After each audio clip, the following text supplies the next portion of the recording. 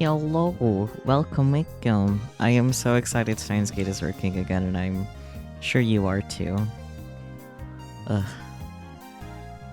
So happy we can be back to our silly little game. I guess not so silly. I guess occasionally silly. Let me know if the audio levels are okay, because we haven't done this in a while. I imagine they're okay. They look fine to me on OBS, but you know, visuals don't equate listening, so... So far so good? Awesome. And it should still have all my config settings from before with audio. Let me actually double check. Because I know some things... Okay, yeah. Yeah, that's the same as I had it before, so it should be fine. Let's get into this. Okay, so we have 3 more world lines to continue into. There's Suzaha, Mr. Braun, built with love, and Ferris Nyan Nyan. I feel super inclined to pick Ferris because Ferris, but give me your input anyway. If you also agree Ferris, that makes my life easier. But if you have different opinions, I'll try to think. We're gonna do all of them eventually anyway, but you know.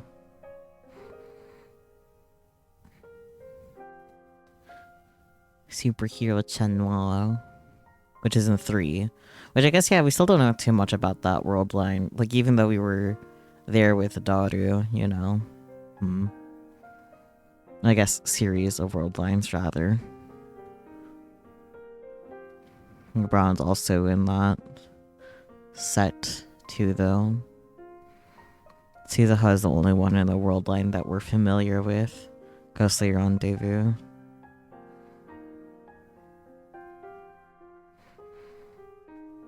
I feel like Ferris is the most promising for wholesome times.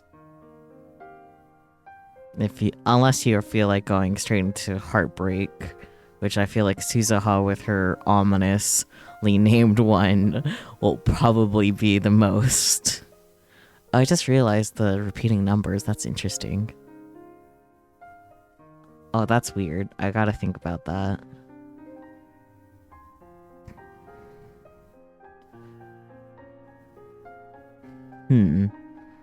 That's interesting. Why is Suzaha 337337? You rolled some dice, Suzu won, Ferris got second, and Braun third. I feel like we're in for emotional turmoil for sure with Suzaha though, so are you emotionally prepared for that? Like, that's the problem with the dice. I'm asking for your opinion, not RNG. 337also like 337.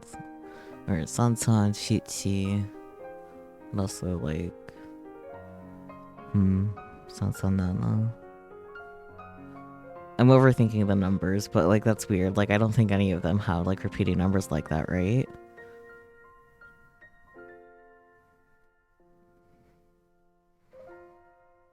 Well, that one is also 337. Well, that's 337. This is... Again, I add is. So that means these two are definitely closely related. Wait, does that mean Alpaca Man is gonna be in this one? Alpaca Man is probably part of that one.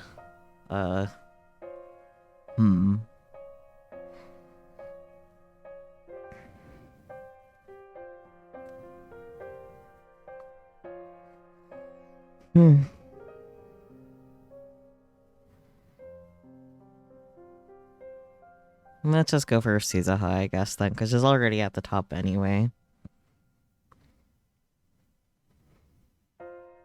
Start the scenario? I guess so.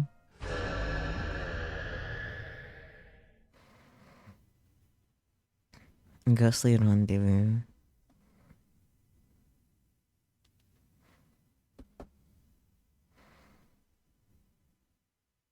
I'm so glad the game's working. It wasn't a dream. I'm still half asleep, but I know it wasn't a dream. Last night was fun. At least until partway through. I might not have been able to find Dad at the time machine offline meet, But Rintaro and the others call me one of their friends. One of their allies. Ugh. Okay. Tips list. Already our first tip. When members of an internet community meet in real life. Offline meet. Because that kind of reminds me of, like, how it's, like, a thing in the VTuber community, sort of, to, like, say offline, like, collab, and it's just, like, hanging out in a VC or something like that.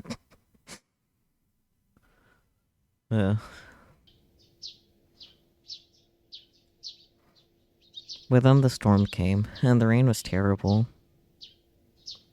The evening was a blast, but I slipped out early. I had a bad feeling about things. So do I. Up on Radicon's roof was my time machine, busted. All because of the choice I made. The time machine broke because I decided to make a stop in 2010 to look for my dad. I can't head further back into the past. I screwed up. I screwed up. I screwed up. That's all there is to it. I don't know how to fix the time machine. Only how to use it. That's why when I saw that on the way back, the shock was so intense that I assumed it was just a hallucination. I'm probably asleep and this is all a dream. Once I wake up, everything will vanish. That's what I thought. And that's what I wanted. Then I'd never have to see that ever again. That's what I thought. That's what I wanted. And now it's the morning. I'm in the tent I put on the lawn in the corner of Kitanomaru Park, where I always spend the night. I awaken from my slumber and peek my face out from the tent. Ugh. Great. Huh? Huh? What? Huh? Why is True Ending Suzuha here and Ferris infected Suzuha? Huh? I agree with shocked Suzuha here. Morning, breakfast is ready. It's time to wake up, master. Rise and shine. I didn't think anything was gonna top up Hack-A-Man. I underestimated Steins Gate, I guess. But unfortunately, that's still here. And by that, I'm referring to these other versions of me. I say versions because there are two of them. Uh-huh. The one in the military uniform is the first other me, also part of the True Ending. She seems uptight and serious. I don't blame her. I'm pretty sure she's a real soldier. She is. I can tell by the way she holds herself. The one in the maid outfit is the second other me. Suddenly everything makes more and less sense. Does it? She seems super carefree. She's likely just an ordinary citizen. I can tell by the way she holds herself.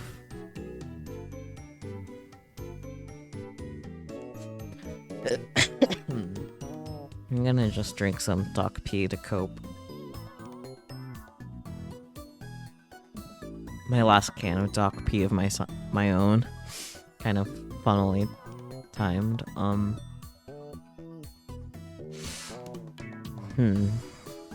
Yesterday on the way back from discovering that the time machine was broken, the two of them suddenly appeared near me.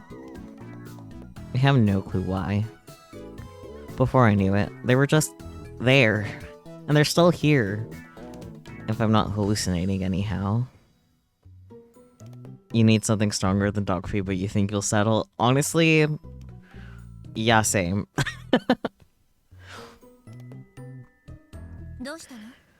What's wrong? Feeling unwell? We are getting mail. You've got mail. It's from Mayuri. Can you please help? Well, actually, I don't know. Good morning, Suzu-san. Yesterday was super fun. Let's talk again sometime. Also, I'd be really happy if you let me rub your belly again, huh?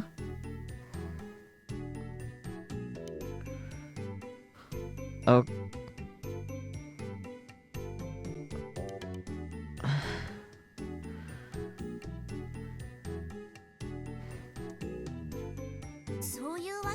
Not exactly, but I like how I'm like, oh yeah, it's Suzuha, ghostly rendezvous. This is gonna be tragic, and it's just this nonsense.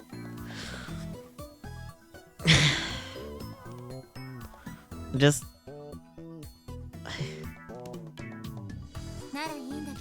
I hope you're okay. You were pretty soaked yesterday. Soaked? Oh. Maybe you caught a cold? Like soaked... Being soaked is a normal thing in certain circumstances. I can't speak though. But like if it was raining, yeah. Yeah, that makes sense. And I'm fine, I think. Thanks. How's this already sillier and more unhinged than fucking Alpaca Man? I don't know. I really don't know, man. It just is.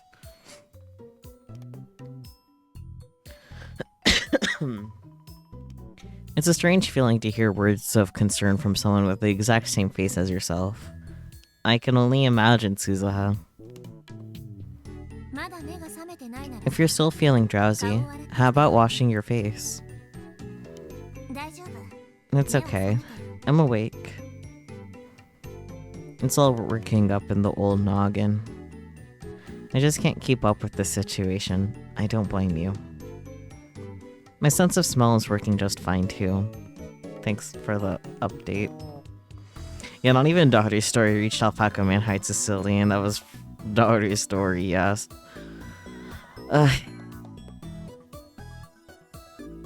This does make me concerned for whatever the other world lines in this game are gonna be like, though. Because this is, like, only the 4th one, so there's, like, still 6 other ones. If that's how maths, I'm pretty sure it is. Yeah, because there's 10. And we've already done 3. Hello, Catman.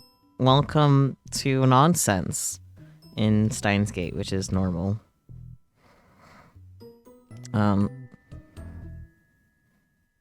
There are 2 Suzuhas on screen, if you haven't noticed.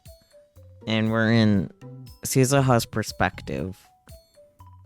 So we're working with a grand total of 3 Suzuhas.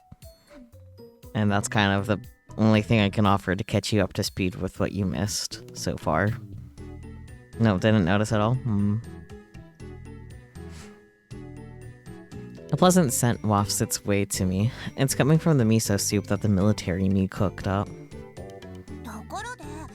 Is this seriously all you made? Rice and soup is plenty. You gotta be kidding me. No way. It's all working up in the old noggin. But I still can't follow their conversation. Into the Suzu verse. So true. Suzuha, don't tell me you agree with her. Well, you know what? I did pause with the number of the divergence. Does it repeat because there's more than one Suzuha? Is that what that's reflecting? It could be. Are there any more divergences with 337? I'm going to just assume it's going to be nonsense again. Why are you saying pause?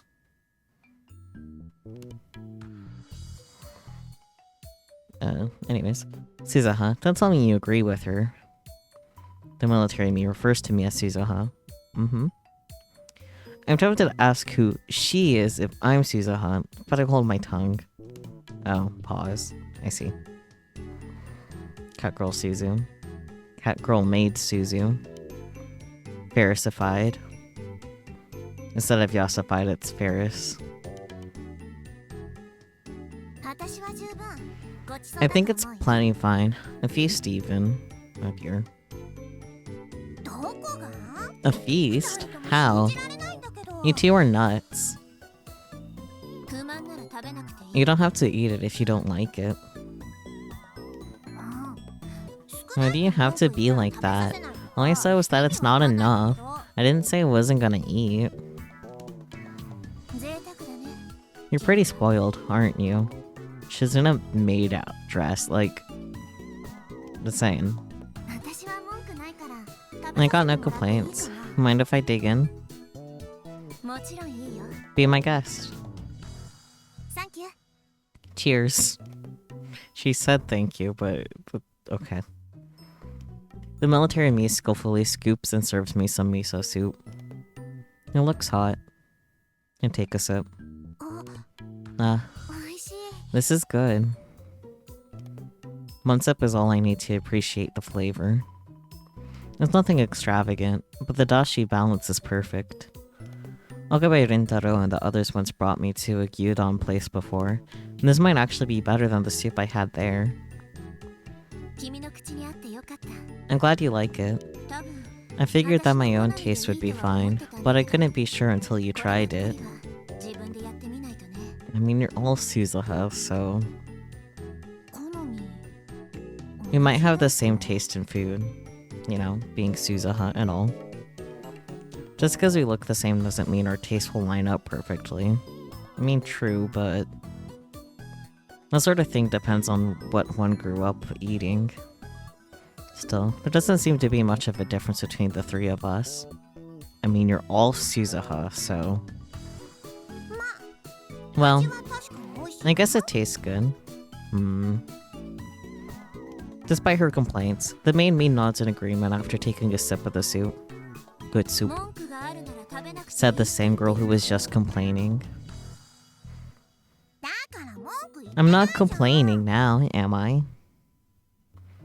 Considering this miso soup is totally real, it's probably safe to say that these two aren't just figments of my imagination. Granted, there's also the possibility that the miso soup isn't even real. That is true for better or worse. But for now, let's just assume that these two really are here. In that case, I need to figure out just what the heck is going on. Please do, Suzuha. So... what should I call you two? You wanna know my name? Amane Suzuha. Just call me Suzuha.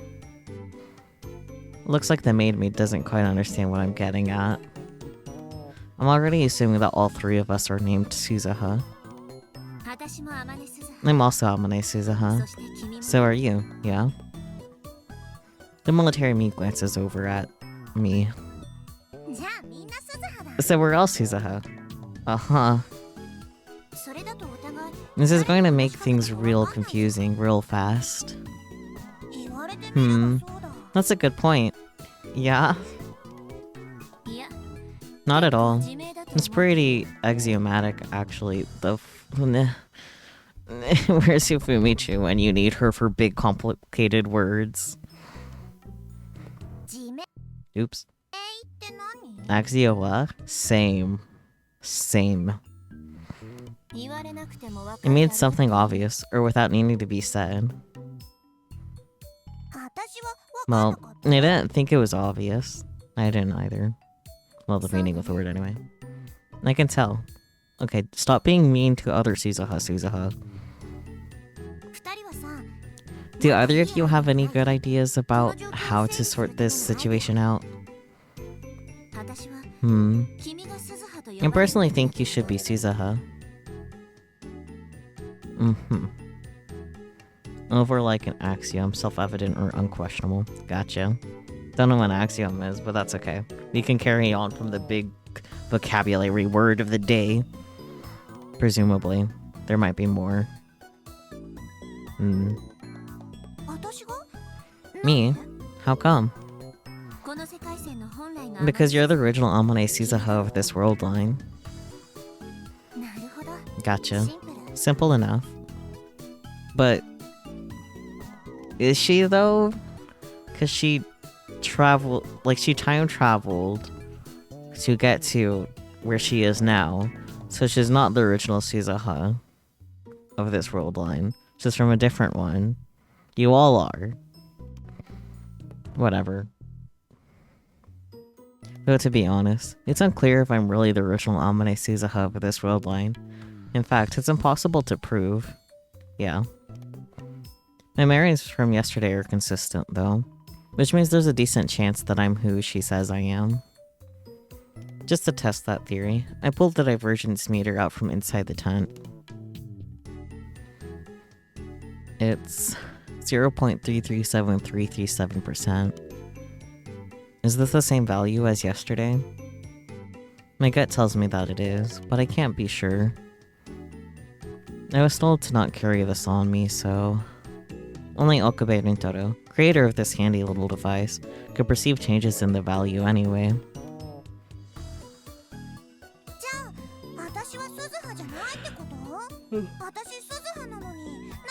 Then does that mean I'm not Suzuha? But I totally am. I don't get it. The other versions of me carry on the conversation as I glance down at the meter. The both of us are strangers here. But I'm still me. I'm Suzuha. Look, I don't doubt that you're Amane Suzuha in some other world line. We're just talking about designations for each other while we're here. Designations? What's that? Oh dear. It's like a type of name. I don't really get it.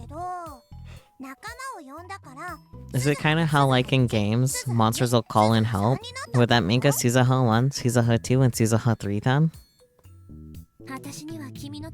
What are you even talking about? I know you are, but what am I? Huh. Alright, settle down. Suzuha, I want to know the divergence value for this place. I left the meter and show it to her. Well, what is that? It's called a divergence meter. I guess the maid me has never seen this before. But the military me seems to be familiar with it. Effectively 0%. I wonder what it was for our world lines. I won't say anything. We can't actually perceive changes in value. Were you never told that?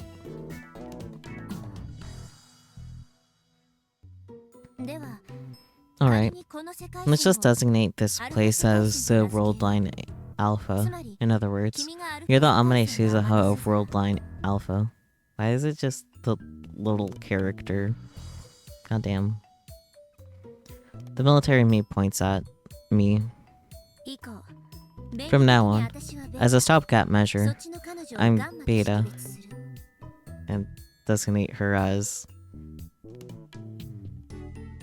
other Greek letter.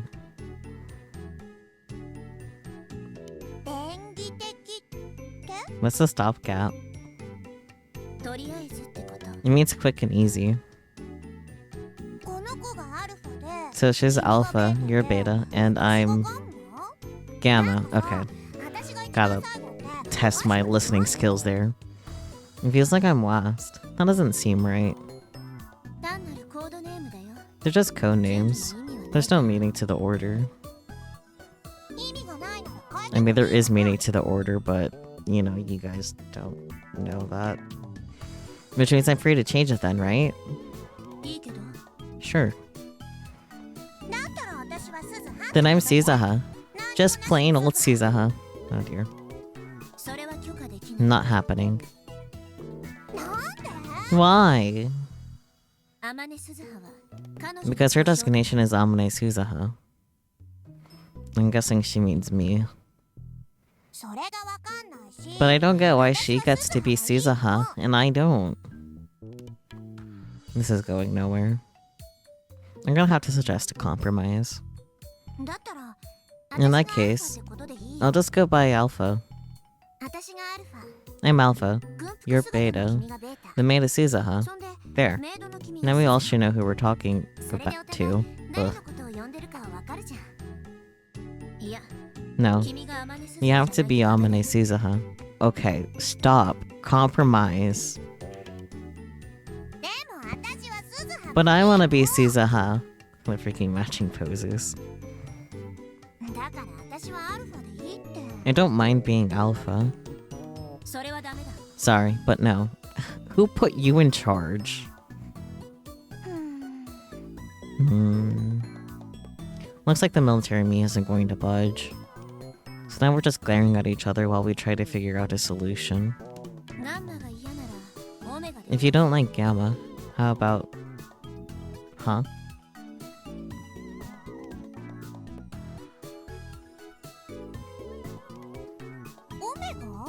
Omega, okay. Thank God. Alpha is the first letter, while Omega is the last. Omega. That sounds pretty cool, but I still prefer Suzuha. The argument continues like this for a while. I can only imagine. Though, to be honest, I couldn't care less at this point. We could probably just get by calling each other Suzuha or you. But Beta is now fixed on calling the other one Omega, and she's fixated on being called Suzuha. In the end, the military uniformed me proves to be the more adult of the two.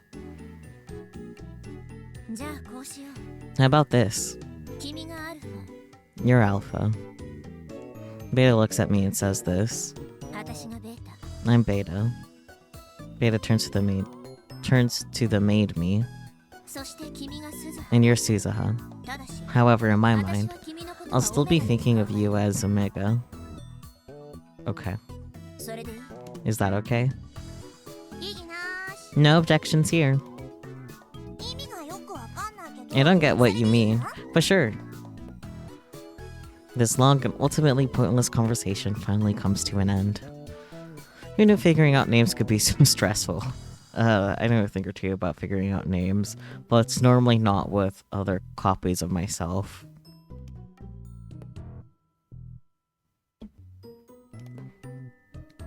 Having a conversation with yourself is pretty exhausting. The two of them look exactly like me, but they're surprisingly different on the inside. I suppose just figuring out that alone made the morning worthwhile.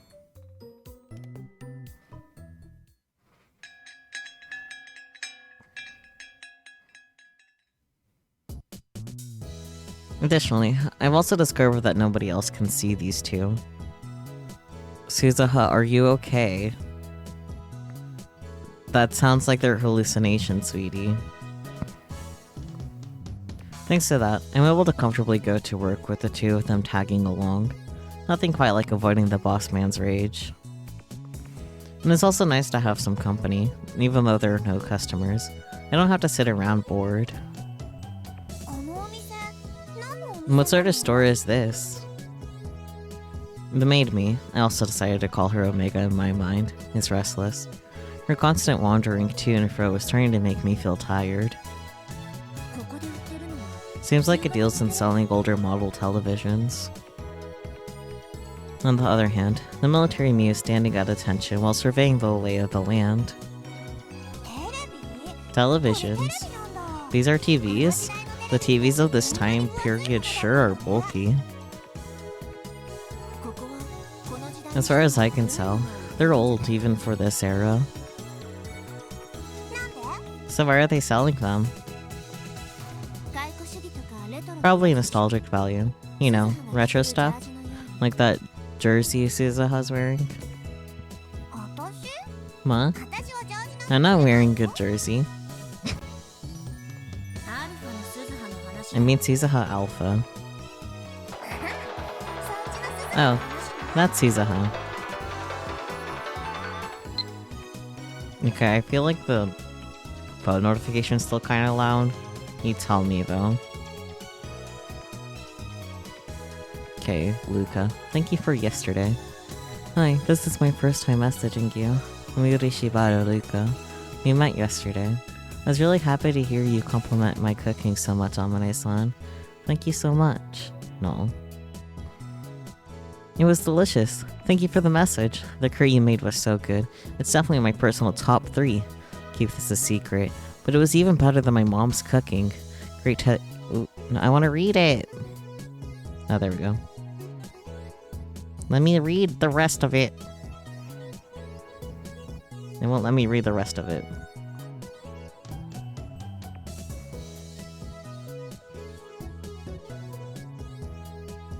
Whatever.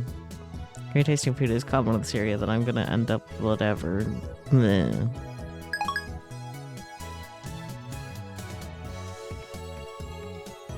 It wasn't overwhelming, but it's definitely louder than everything else. Yeah, that's a problem then. Let me go ahead and fix that. Da -da -da -da -da -da. If I remember where things are. There you go. Sound effect can go down. There. Yeah, let's try there and hopefully that's fine.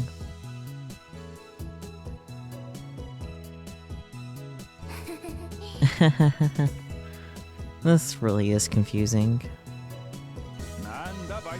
What's with you, part-timer? Get it together.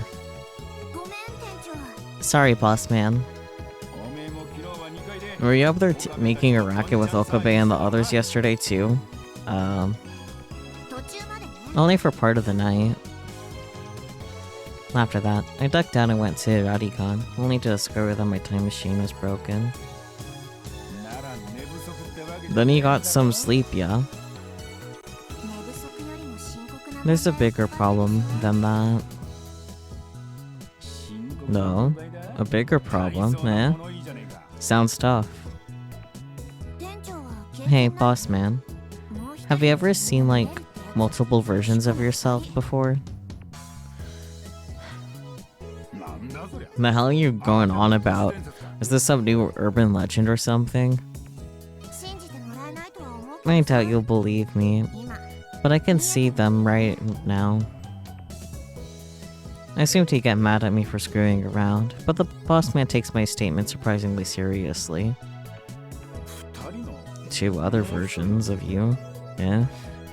Sounds kinda like a ghosting effect. Ghosting effect?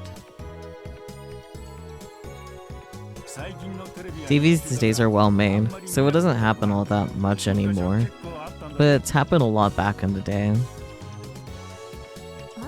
Huh? You're talking about TVs? Who the hell do you think I am? Of course I'm talking about TVs. Good point. I mutter as I look across the interior of the store, feeling I have a little choice but to agree. So, what's a ghosting effect? Consider this. An antenna is picking up signals coming straight for it, but also signals that you're bouncing off of mountains and buildings. Naturally, you get some lag. Some time lag, I can read. Oh no, not the ad. I'll wait. I think I'll turn down the, game music, cause that... Oh, that was quick. The ad's gone already? Damn. In the meantime, I'm still gonna turn down the game music a little bit, though. But I feel like that's also kind of overpowering the voices a little bit.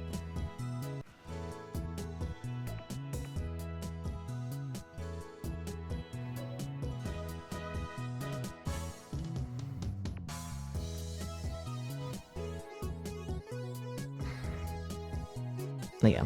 Which means you get the original image, but also images on the left and the right. That's what the ghosting effect is, though I'm sure you youngsters may have never seen it before. Can't say I have. Well, technically it ain't a matter of left or right, it's actually the front and rear. The image on the left is actually the front ghost, while the one on the right is the rear. I feel like this is definitely not the voice I gave Tenoju before, but I don't remember. It's been too long. A ghosting effect. But that way, my situation certainly sounds similar. Ultimately, what's happening to me in reality isn't going to be one-to-one with the TV-related phenomenon, but I'm not gonna sweat the details. Does that mean Beta and Omega are possible versions of me in different world lines? Like different versions of me are suddenly overlapping? Which led to the front and rear ghosts appearing. If that's true, and I'm Alpha, Omega and Beta might not be bad destinations for the others. Omega, the maid me, is the front ghost. Beta, the military me, is the rear ghost. Despite how crazy this all is, giving them those names makes it an easier pill to swallow. It's past noon. Receiving mail? From who? Luke again. You're embarrassing me? Oh no. It's a little embarrassing to get complimented that much. I can't read. I'm going to end up being really nervous the next time I see you. Cooking is a hobby of mine, so seeing others enjoy the stuff I make just fills me with joy. I'll bring some for everyone at the Bronze workshop next time. No. Very good. Okabe Rintaro suddenly swings by. Morning, part-time warrior. Okabe Rintaro appears to be trying to act calm, but I can tell that something's off. Yo. I reply to him like usual. Slacking off. Not like there are any customers. But there are 2 other versions of me. Is this white lab coat guy Uncle Okarin? I'd assume so. I guess they both know him. But from what I can tell, Okabe and Nintaro can't see either of them, so I act normally. Plus, after all that partying last night, I'm pretty dang sleepy. Partying? Last night? Okabe and Nintaro's acting odd. Our conversation isn't lining up. Were you drinking last night, Okabe Rintaro? You should lay off the booze. You're still underage. You didn't end up finding your father, so we held a last supper to celebrate you becoming a test subject, right? Yep, that's right. You said something similar yesterday too. I really appreciated that. I don't remember much, but how exactly did I get you there? Wait, were you seriously drinking? Just tell me. I tried to head home from the time machine offline meet and... hold your horses. A time machine offline meet? Yeah. And that's where your father was supposed to show up, right? That's what I told you yesterday. I know I told him that. I should have. There really is something weird about Okabe Rintaro today. And then, what happened when you tried to leave? Yeah, Hashida Itaru and Shina Mayuri popped up. And that's when you guys dragged me off to the lab. The end. After this is when I slipped out midway through the party, but I leave that bit out. I had my reasons to leave, and that's none of Okabe Nintaro's business. Yesterday was pretty fun. But it would have been even more fun if Makise Kurisu wasn't there.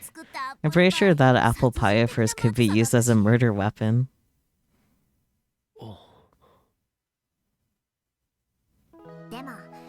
But Urishibaru Luka's curry was sublime. That lab of yours is kind of like a club, yeah? I'm jealous.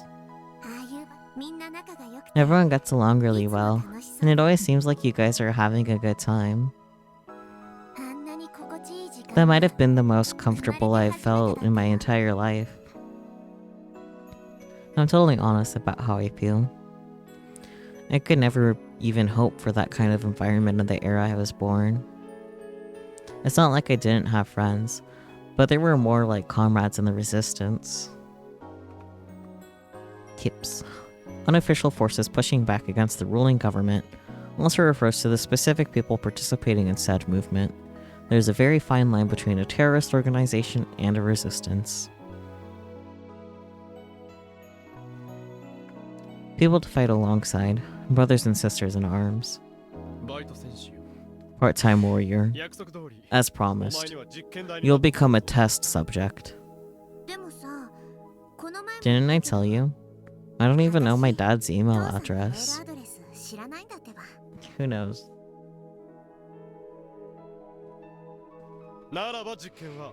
Then we'll delay the experiment until you do. Oh, and for the record, the phone wave name subject to change is classified lab info. In order to prevent any possible leaking of information to outside organizations, you'll have to become a lab mem. I guess the phone wave's name subject to change. Future gadget number 8. A microwave oven that can be remote controlled by a cell phone. By chance, it gained the ability to send emails, text messages that can travel into the past. A lab mem. Short for laboratory member. Those given said title become a part of my lab. Very good. Are you sure it's okay for me to join your lab? You're becoming good one whether you want to or not. Starting today, you will henceforth be known as Lab Mem number 008. Still crouched down, I look at the floor after hearing Okabe and Toto's words. I'm so happy that I can barely move. I can feel my nose starting to get runny. I feel like crying. Aww. So before I look up, I quickly sniffle. I can tell I'm smiling. And fine, I guess I have no choice. I'll be your test subject. Naw, wholesome. Very good.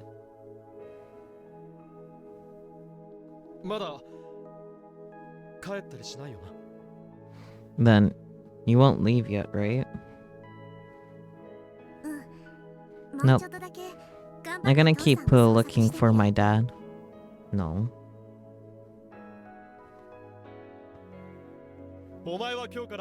Starting today, you're a lab mem. We've got your back. Speaking of which, do you have any clues as to where your father might be? I hesitate for a moment. I then stand up and look Okabe Rintaro in the eyes. My dad goes by the name of Tider, or Titter, which is our more valuable way of reading it wrong. I'm fully aware that this statement comes with the danger of Okabe Rintaro discovering my true identity. But I said it because he called me one of them, a part of their group. Wait, by Titter, do you mean that Titter? I expected Okabe Rintaro's reaction. You know him? He might actually be using a different codename right now, but... Okabe Rintaro whips out his cell phone and shows it to me. Look, there's someone here writing under the name John Titter. A self-proclaimed time traveler from 2036 who appeared on an American internet message board in November of 2000. The internet went into an uproar, flooding the board with questions and debate. Titter posted pictures of his time machine and its control manual, as well as diagrams illustrating time machine mechanics. He also disclosed information on near-future events, time travel physics, history intervention, the multiverse, timelines, and world lines. And then, 4 months after his disappearance, he left a comment saying, "I'll be leaving this world line shortly and this will be my final post," and disappeared. I stare at the screen. The mystery has been solved. Your father is on at channel. No. Look at that. Unfortunately, this isn't the info I'm looking for. All it takes is a single glance at his screen to realize that. I recognize the text quite well. Wait, why the lukewarm reaction? Well, this isn't him. How can you know that? You just said your father goes by Titter. I just know, okay? This Titter isn't my dad. I can't tell Okabe and Titter why, but I know this for a fact. It's because it's you, Suza. Because the John Titter on at channel is none other than me. Yep, there it is. There's no John. The name that my dad used is... I can't tell him, so I give Okabe Rintaro different information. Barrel titter. After pouring cold water over his excitement, he glumly returns to the second floor. You should have just told Uncle Okarin what's up. Why do you and Omega both call Okabe Rintaro Uncle Okarin? I'm not Omega, I'm Suzaha. Looks like Omega doesn't intend to budge an inch over that. Uncle Okarin's Uncle Okarin. Yep, he's just plain old Uncle Okarin. Except his Okabe Rintaro. I guess this is the result of growing up in different environments and their world lines. It's entirely possible that Okabe Rintaro didn't die in 2025, and in fact lived on well past that. Not sure about that. So is this a problem that can be fixed if we told him everything? I can't say for sure, but... if nothing else, he thinks of you as an ally. Or am I misunderstanding something?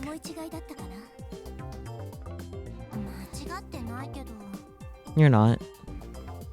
But it's because we're allies that there's things I can't tell him.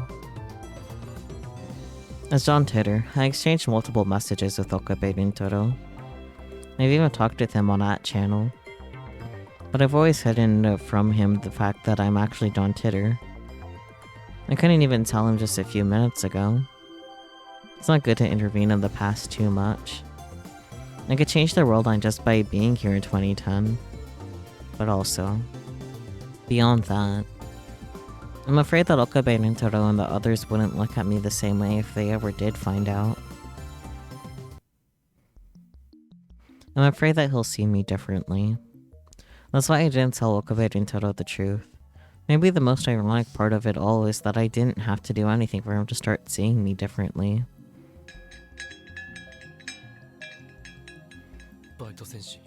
There you are, part-time warrior. What's up, Okabe Rintaro? I barely even recognized him when he showed up at work. He was like an entirely different person. I can only imagine why. Is your hand okay? My hand? What are you talking about? You drunk again? He was a little strange yesterday, but today is 1,000 times worse. I can't help but assume he's drunk or something. I'm asking if your hand is okay. I'm fine. I have no idea what he's talking about, but Okabe Rintaro is very clearly taking whatever it is taking. I can read. Is clearly taking whatever it is very seriously. I decide to answer him properly, bring my hands up to my chest, and turn them front to back so he can see. Everything okay? You seem kinda down on the dumps. Boy, I wonder why. I ask out of concern, but it seems to go in one ear and out the other. I see him. I guess it's not time for you to get injured yet. That's ominous. What's wrong? What do you mean? Your time machine is broken. Okabe Rintaro looks me in the eyes for the first time. I met his gaze with my own, but all I can see behind his eyes is a dull light, something I haven't seen since coming to this era. It's the same look my friends in the Resistance had. The deep sorrow of losing the people closest to you. The despair of losing them because of your own powerlessness. Powerlessness. Losing one or two people wouldn't be enough to fall this far. It's the look of someone whose heart has been crushed over and over, and yet each time they stood back up again, they lost more. It's the rage you feel toward yourself. I can hardly believe this is the same Okabe Rintaro as yesterday. It's nothing like the man who excitedly announced that my dad was John Titter, then sulked off after discovering he was wrong. My time machine? Wait, mine? His words finally dispel my doubt. There's no way he'd say or know something like that after yesterday. Which means the Okabe Rintaro before my eyes right now isn't the same as the one from yesterday. That's right. Your time machine. He knows how much time he must have spent between yesterday and today. I know that sounds like a contradiction, but that's how it is. He must have made it possible through some means or another. But what? There aren't many options. It has to be a time machine. Just like how Amane Suzuha's John Titter from the future, he too must have become a time traveler, using a machine separate from my own. When did you come from? But that doesn't explain everything. True, he's a different person inside, but appearance-wise, he looks the same as yesterday. I have no idea how much despair he went through to reach today, but considering how peaceful this era is, I doubt there's much that could grind his soul down to its very core over and over again. These kinds of wounds usually take years to form, even in my era. The fact that he hasn't aged at all despite how much has changed eternally strikes me as oddly paradoxical. I'm grateful you caught on. I'm from August 13th, 2 days from now. 2 days. Now I know the reason why he hasn't aged at all. If it's only from 2 days in the future, of course he wouldn't have. But this makes how much has changed inside even more bizarre. We started work on improving the phone wavenames subject to change, ended up succeeding in converting memories to data and sending them to the past, a grand achievement, a first for humanity. We then went on to name this new invention the Time Leap Machine. Okabe Rintaro's story far exceeds anything I could have ever imagined. According to him, by using the Time Leap Machine, one is able to recall memories from 2 days in the future. It's not a physical leap through time. It's a way of awakening future memories. But regardless of how it works, it's undeniably a form of time travel. I'm a time traveler too. That by itself is no surprise. But what truly exceeds my imagination, and perhaps this isn't the right word to describe it, is why Okabe Rintaro returned to today of all days. Shina Mayuri was killed?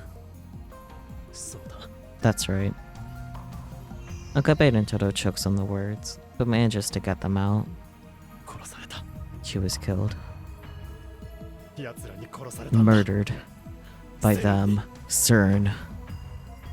Okabe Rintaro then went on to explore many possible futures, over and over again, searching for a future in which Shina Mayuri could be saved. But she died every single time without fail. Avoiding such a future proved to be impossible. At first, I thought she'd be saved by running from CERN, but that wasn't enough. After that, I used the Time Leap Machine countless times, testing any and all possible actions I could take. However, on the night of the 13th, every time Mayuri died, that result never changed, no matter what.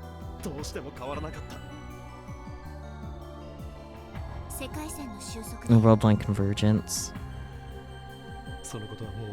I already asked you about it. I know it's a future that never happened to the you right now, but I've already heard it all. I guess you'd have to, or you wouldn't be talking about how my time machine is broken. Yeah. Are you not worried about that? I already knew. I was pondering whether to discuss it with you or not yesterday. If anyone in this time period could fix it, it would be you guys. About that, Alpha. Okabe Rintaro's story was so shocking that I totally forgotten about my other problem, the two different versions of me.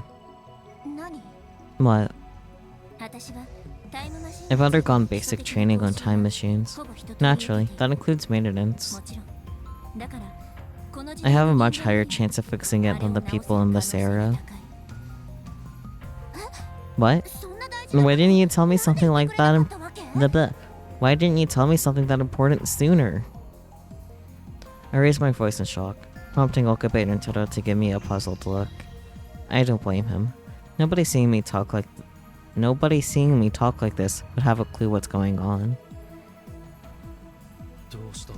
What's wrong, part-time warrior? Who are you talking to? Am I going to have to explain this again? Right now, I can see two other versions of me. One just said that she can fix the time machine. I know you're not the type to crack jokes at a time like this, but to be honest, I have no idea what you're talking about. I figured. Just hang on, I'm gonna ask her for more details. Sure.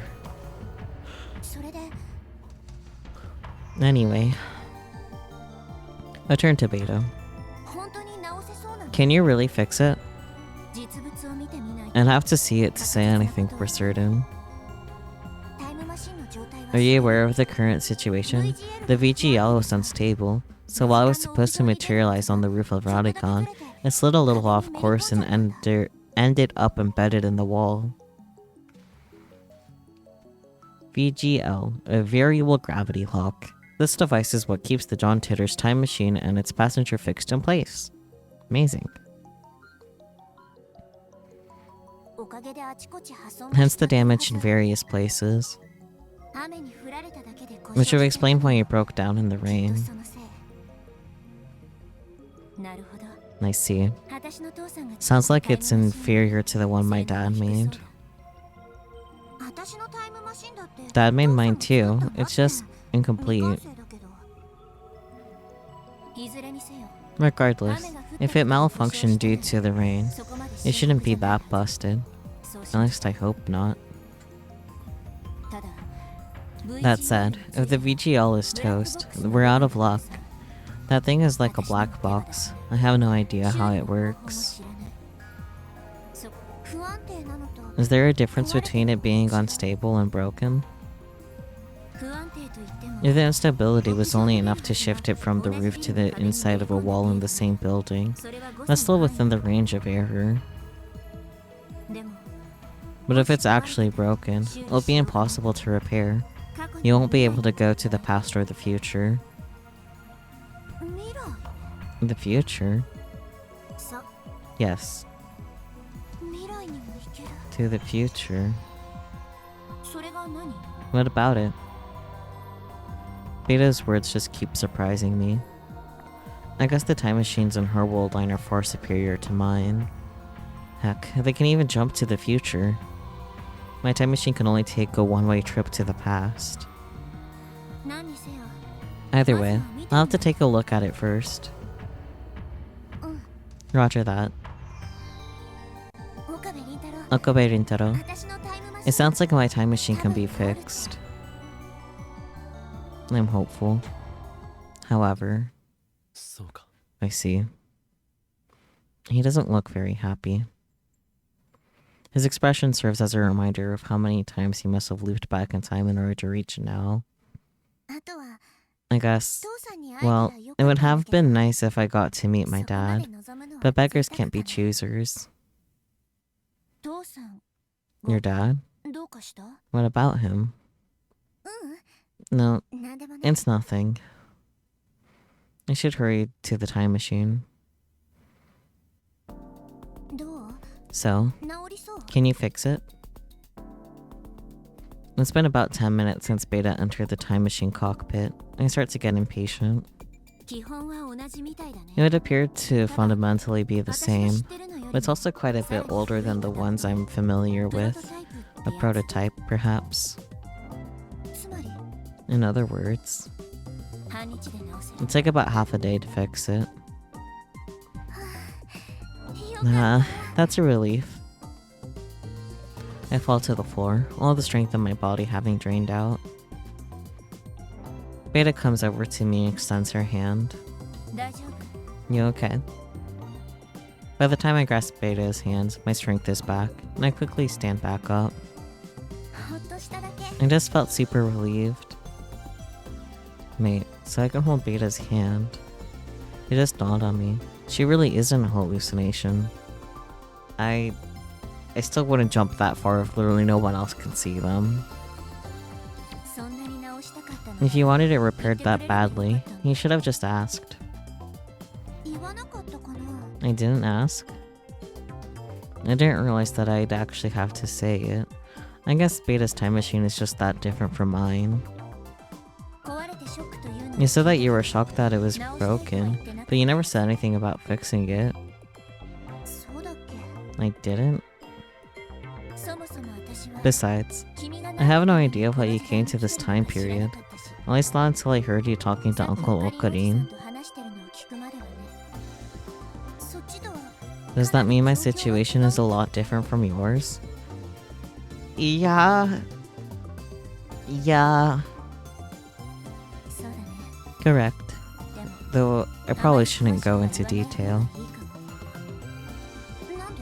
Why not? There are some things that I don't want Uncle Okarin to know. You must be talking about reading Steiner. Wakabayaru Rintaro has a special power. The unique ability to move between world lines, yet still retain his memories despite the past being changed. To most people, knowing about other world lines has no meaning, and they end up forgetting all about it anyway. But Wakabayaru Rintaro is different. If there's something he shouldn't know about in Beta's world line, it's entirely likely that it's something he shouldn't know in this one too. It's not necessarily something unique to Beta's world line after all.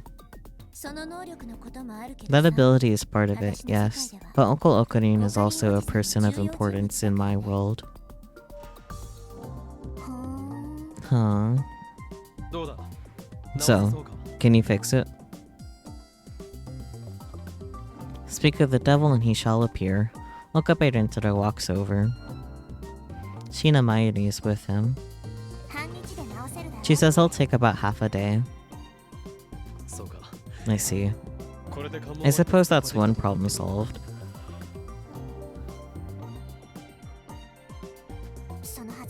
Hopefully. This means that Dad's plan is right back on track. I'm a few days later than I planned, but nothing I can't make up. Wow, the time machine's super big. Does it have a name? Mayuri, do me a favor and keep the pointless questions to yourself for now. Suzuha, if you need help, feel free to ask Daru. I know how he looks, but he's quite skillful. Most of the future gadgets were built by him. You probably shouldn't have mentioned that. If you're looking for parts, you should also ask him. He knows where to find most things in Akiba. And actually, I told him to come here. He's probably slacking off because of the heat. Damn it. That sounds on brand.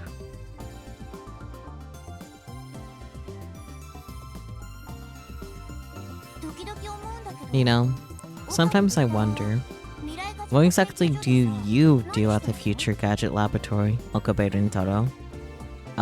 Suffer, mostly. Yeah. I'm an idea man. So you don't actually do that much work. Hey, you're forgetting something important, Okarin. What might that be? Where's Suzu-san's dad right now? Shina Mayuri brings up the one thing I was trying my best to forget. I can feel the strength drain from my body again. My dad doesn't matter. Of course he matters.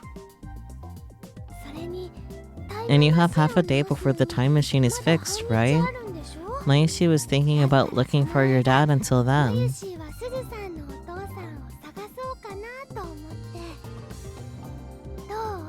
What do you think?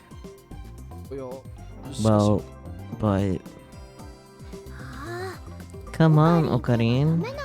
Don't be like that. You need to keep your promises. Didn't we all promise to go look for Suzu-san's dad together? I promise. It's true. Okabe Rintaro and the others said that during the disappointment party the other day, keeping Gumi from leaving. And that's true. I know you came here on a mission and all, but I also think it's because you wanted to meet your dad.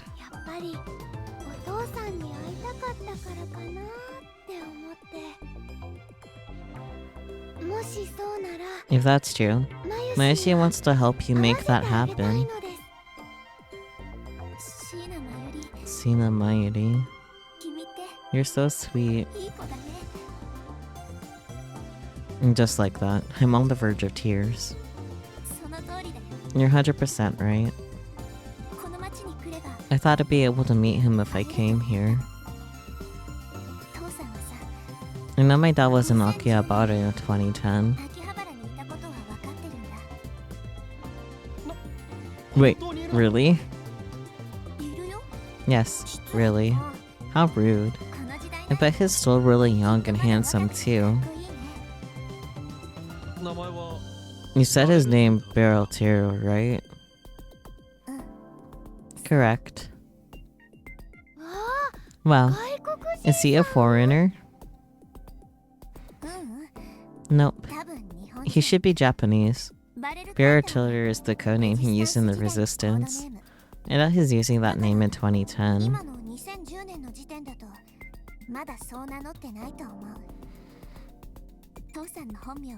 Unfortunately, I don't know his real name. Even though I'm supposed to be his daughter. I do my best to force a smile, all the while fighting back tears. And I can't even imagine how I must look right now. He never told me, and he died before I could ask. Is the name Amane an alias? Alias in whatever. Alias. No, it's my mom's family name. I suppose trying to track him down through her would be just as difficult. And just then, the door swings open to reveal a familiar large man drenched in sweat. Why isn't the elevator working? Having to climb 8 floors of stairs in this heat without air conditioning? Are you trying to kill me?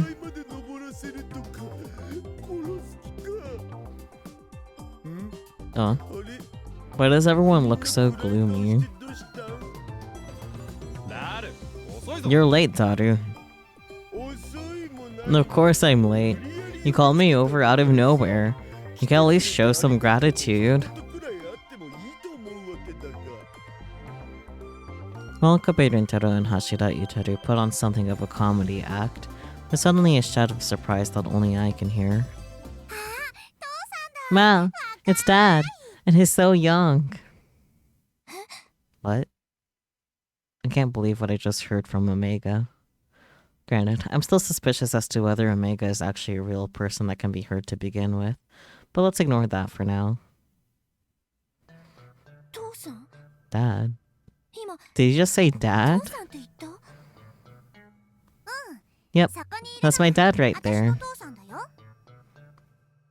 Suzuha Omega says this and points directly at Hashida Itaru. I rubbed my eyes several times, but it really is Hashida Itaru. Seriously? What's wrong, part-time warrior? Heat getting to you? Suzu-san, you're scrunching up your face. Are you okay? Just give me a sec. I'm on the other end of the most shocking confession of my entire life, and I have no idea what to do with myself. Huh? My dad's right there, but maybe you have a different dad, Alpha. Hashida Itoru is my dad in my world line too. Then it must be the same here. I had spent so much time searching for Dad, but he was right here the whole time. Which explains why I didn't see him at the time machine offline meet. What's wrong, Gamaneshi? No, it's nothing. Okay, but your face is bright red. I'm honestly glad that Hashida Itoru is so worried about me. This is the reason I'm bright red. Ugh, mixed feelings. Imagine learning who your long lost parent is because of freaking hallucination wearing cat ears recognizes the dude you barely even like. Not just cat ears though, also a maid dress. Don't forget that. Anyway, Okarin, what do you need from me? Fix the time machine. That's obviously impossible, SMH. We can barely get the phone wave to work properly, and you're asking me to fix a time machine? You're nuts. He is.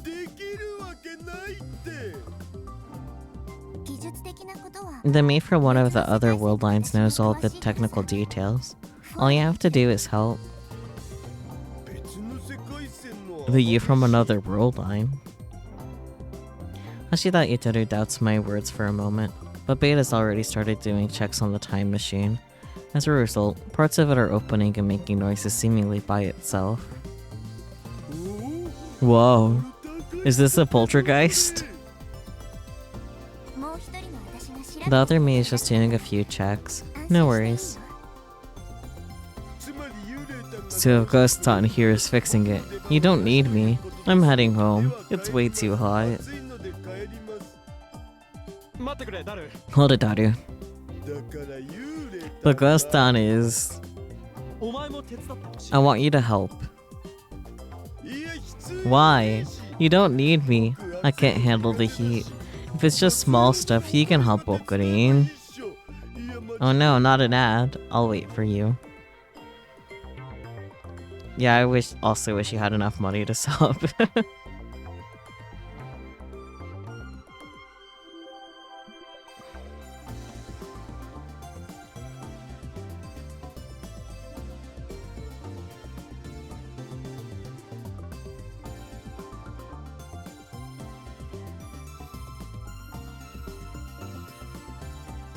This break is gonna be imminent. Yeah, that makes sense.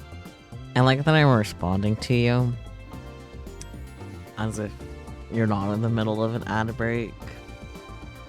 Hopefully you can just hear me from the apartment though, with any luck. Otherwise this VOD will be silly. Oh! Catman! Hello! Welcome back to life. Thank you for gifting Spooky a sub. And you're at 9 gift sub was nice. I'm pretty sure if you gift a 10th sub, your little, like, gift thingy will change to a different color, but I could be wrong. I don't remember how those tiers work. But yes, Catman is the best. Wonderful. Now Spooky is on 10 months in a row. I'm pretty sure you haven't... Unfortunately, that doesn't end the ad break early. Refresh. Refresh your page, you doofus. What was I trying to say? I don't remember. I'm all ready for gore. Oh yeah, I was gonna say that I don't think Spooky has paid for a single of those 10 months of sub.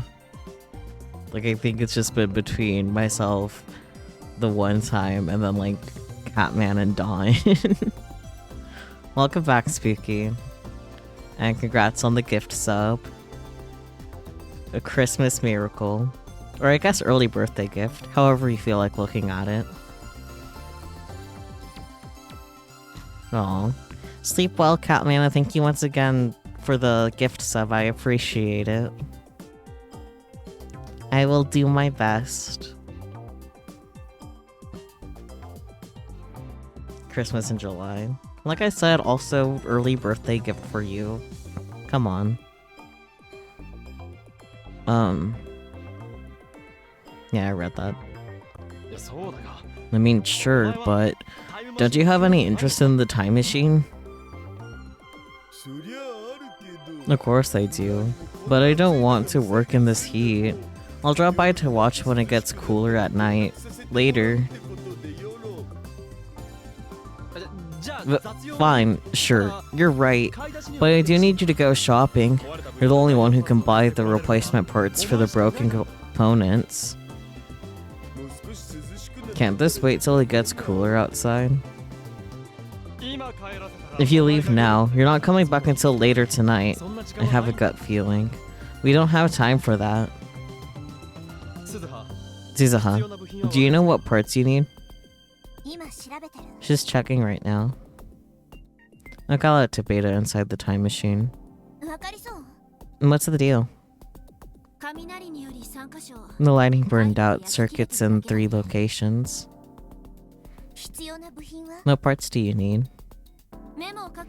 I'll jot them down, so give me something to write with. Beta takes the paper from me and quickly writes the parts down.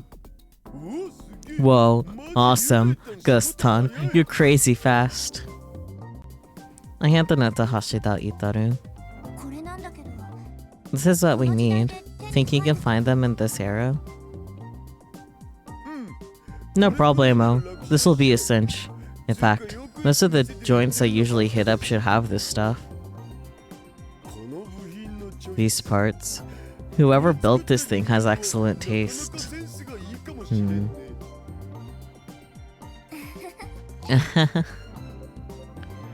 I can't help but awkwardly laugh. If Hashida Itaru really is my dad, it's not even remotely surprising that he built this thing using his favorite parts. Suzuha. I mean, Alpha. Just as I'm thinking this, Beta calls out my name. As long as I have the parts, I can do the repairs on my own. You can spend time with the others if you want. They can't just force you to do all the work. This isn't the sort of task that requires multiple people. I guess, but still. Also, I'm saying this because Dad can't hear me, but this time machine only has the ability to travel into the past. And I can't bring myself to respond. But I'm sure Beta takes that as my reply. Which means you don't have much time left here. Knowing that, there's no way I can tell you to waste your remaining hours here working on this thing. Yeah. Go be with your dad and the others. I wasn't planning on saying anything if she never caught on. But Beta knows more about the time machine than anyone else here. Of course she'd figured it out. Also, if Suzuha is here, she'll get in the way of my work. Beta's trying her best to act cheerful, although she ends up playfully jabbing Omega instead. But what's that supposed to mean? Why me? Alpha's no different. Are we really the same? Yeah, I guess we are. Anyway, I decided to take Beta up on her offer. Thoughts.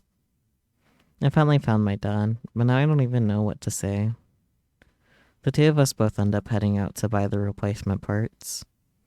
Well, I guess since Omega's here, it's the 3 of us. Sorry about all this, Hashida Itaru. You know, tagging along and everything. Nah, I don't have any complaints going with you, Amaneshi. I don't like getting ordered around by Okurin. Oh, this is it. Excuse me, 3 of those over there. Hashida Itaru was always just the guy sitting in the lab chair to me, constantly fiddling with his computer. But seeing him outdoors is enough to make me feel strange. Dad's clothes are kinda lame, but his also sorta cool. What?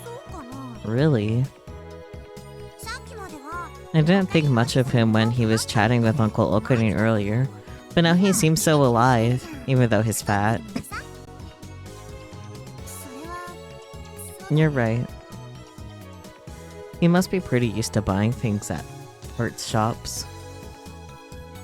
He doesn't need to pause whatsoever. He just goes for exactly what he needs with extreme precision. I guess you could call that cool. What's up? Oh, it's nothing. Nothing at all. You've been saying that a lot today on the Nishi. I guess. Oh, that's right. One of the ghost tons is with us too. What sort of ghost is she? Parasified? Yassified? A maid that's pretty strict about fashion, apparently. You have a maid ghost following you around? Damn, I'm jealous. I want one for myself. A maid ghost ton probably scold me non-stop, though. She's actually pretty fond of you. What? Seriously? What part of me? Must be the hat, right?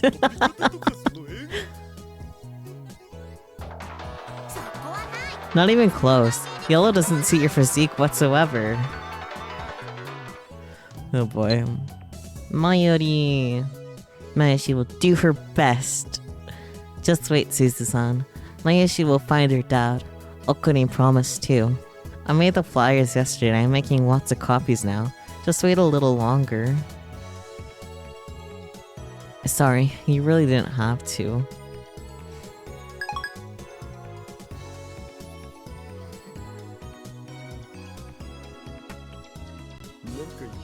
What's she saying? It's not the outside that makes the man. Is that a compliment? I think so. Then that's good. Anyway, that's everything on Ghost Town's number one's list. Already. There wasn't much on here, and I got everything at my favorite shop. Once we get this stuff back to Radikan, it's mission complete! Flawless victory! Actually, the biggest challenge is gonna be that staircase. Oh yeah. I can bring it up there for you. I know climbing stairs is pretty tough for someone as out of shape as you are. Listen, you don't gotta roast him every single damn second. You're not wrong, but I feel like I should probably familiarize myself with the time machine some more. I'll take it up and get to work with Ghost Town. You should go to your part-time gig, or look for your dad or something. Whatever you gotta do. Well, father, I find myself at a loss for words when Hashida Itaru mentions my dad. I hope you can find him before you leave. About that, I need to apologize to Shina, Mayuri, and Okabe Rintaro. Huh? Why? Because I actually found Dad. What? Really? When? You know how I told you about how the ghosts are versions of me from different worlds, right? Yeah. Well, it looks like my dad's alive and well in those different worlds. So the So the ghosts know his name and face. No, I see. Then I'll let the others know. Okay. How about you go meet him now? What's his name? Do I know him? A little. My dad's name is Hashida Itaru. Hashida Itaru. I feel like you hear that name a lot. If anything, I'm kind of tired of hearing it. Wait, isn't that me?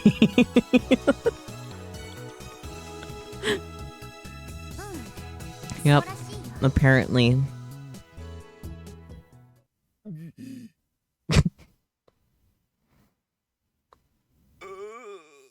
Mm-hmm.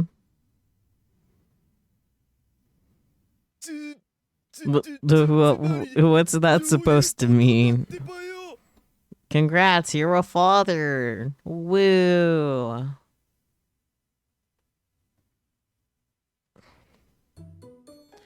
Hashida Itaru is suddenly very confused. I don't blame him. I was shocked when I heard it from Omega, and I still can't fully believe it now. I guess from your perspective, I'm your future daughter. Wait, I'm gonna choose my daughter in the future? He's so confused that he's just repeating what I said. That's right. He's not wrong, but it looks like Hashida Itaru's not even sure what he just asked. He's talking without actually thinking. So you're saying I'm your dad? Yep. No, I get it. I don't get it. You don't get it? Well, I get it, but hold on a sec. Hashida Itaru then goes completely silent. His facial expression is frozen. I have no idea what he's thinking right now. Would it have been better not to know? My anxiety causes me to blurt it out. I was as shocked as he is when I first found out. So I understand full well that it's hard to find the right words. Are you upset that I'm your daughter? But even then, having him say nothing is just too scary. He's my dad. I finally get to see my dad. Though I guess he's not actually my dad yet. Anyway, I really want Hashida Itaru to say something. Sorry. I have no idea how I was supposed to react to this. Huh? Sorry. I guess I should be more serious, right? Yeah. I'm surprised, but I'm not upset or anything like that. Hell, if anything, finding out that my future daughter is such a cutie is a huge win for me. He doesn't look all that happy. No, he does. Though maybe it's just the confusion taking over right now. Anyway, can I ask you one question? Is your mom cute? Is she like a short lolly with big boobs? Priorities, I guess. That's a secret. A secret, huh? Well, I guess I should be happy just knowing that I have a wife in the future.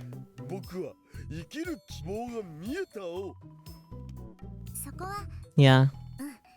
I think you can look forward to that. Well, now you got me excited.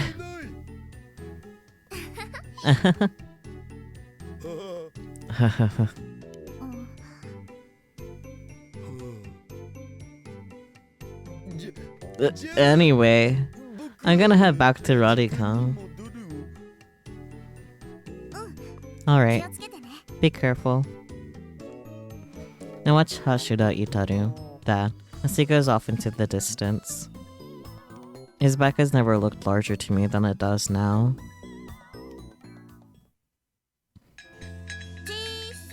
Yoho! Receiving mail. Kamitaru. Yo, hey, it's your papa. Or father? Dad? We traded addresses, so I figured I'd send you a message. Best regards. What should I call you anyway? Oh boy, you have options. Same. This is just a test reply. Did you get it? This is kind of embarrassing. Then feel free to call me whatever you like. I don't mind.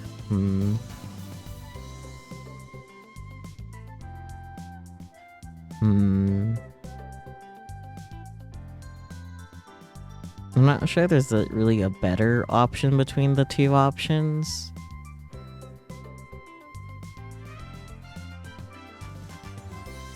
I think I like this one a little more though. This is just a test reply.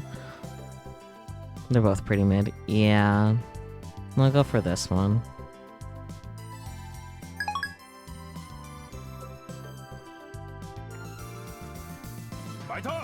Part-timer. Where did you wander off to this time?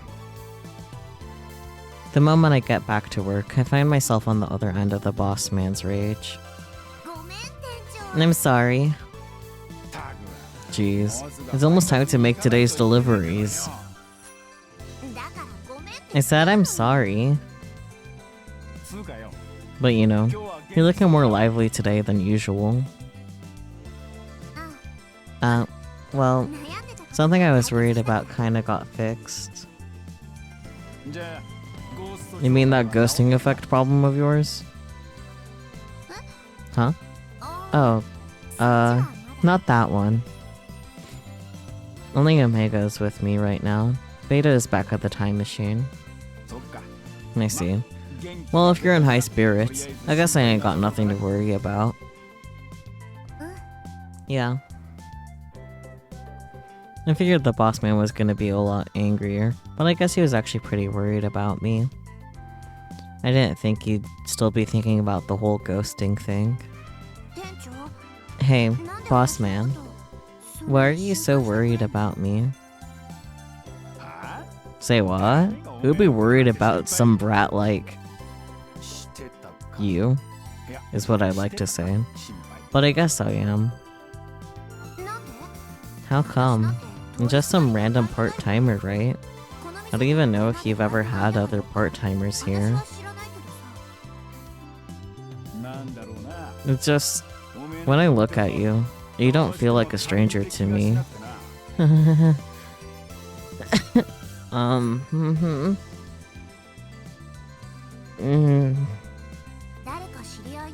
Do I look like someone you know?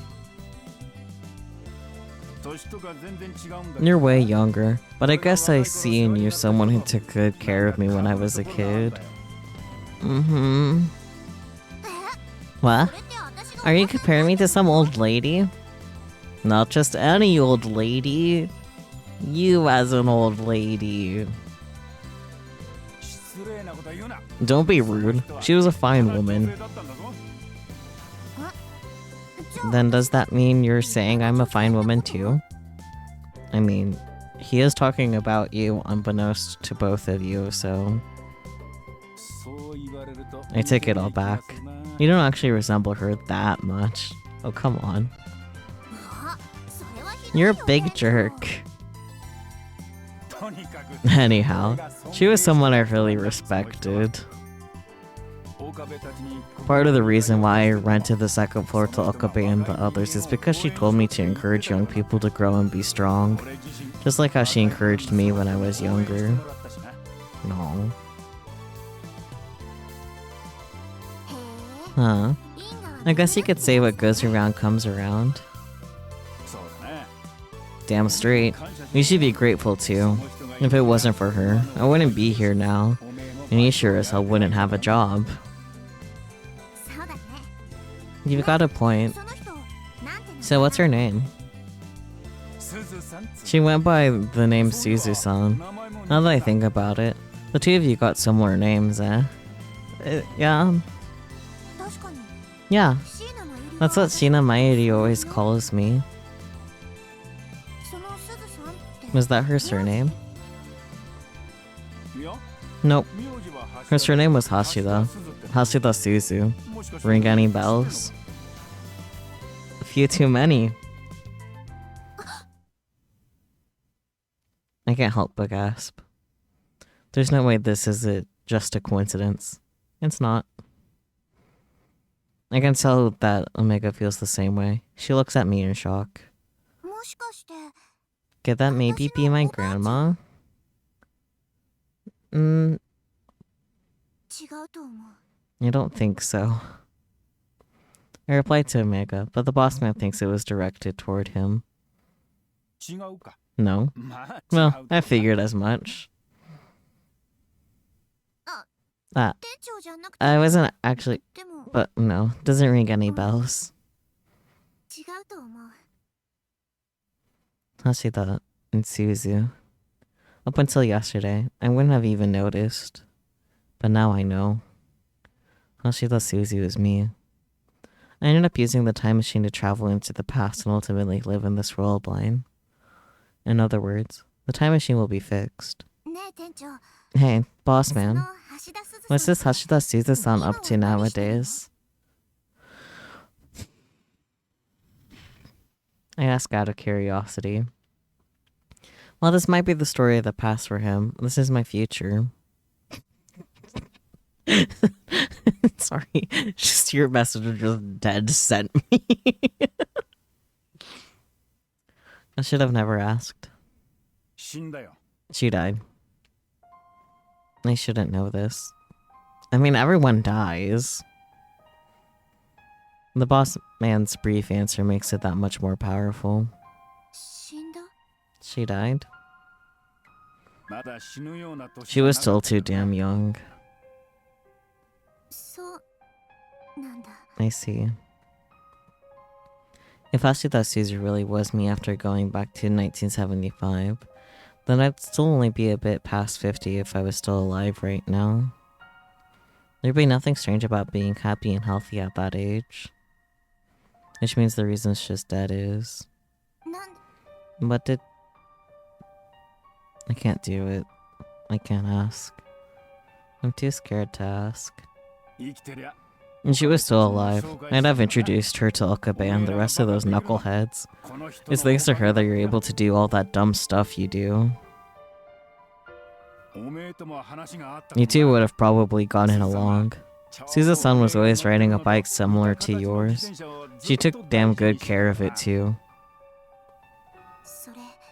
That's probably... It's not just a similar bike. It's probably the exact same one. I stopped myself before I vocalized any of this. Yeah, don't do that. I can't tell him the truth. What is it? I think you're right, boss man. I would have liked to meet her. Using a time machine to return to the past and meet yourself is extremely dangerous. I can never afford to risk it. But I still wish Hashida Suzu had lived into this era. This means that when I return to the past, I'll never see Okabe Nintendo or the others. The past has already been decided. Even if I tried to change it, the world-line convergence means it's impossible. In this world, Hashida Suzu will have already be dead. Anyway, there you have it.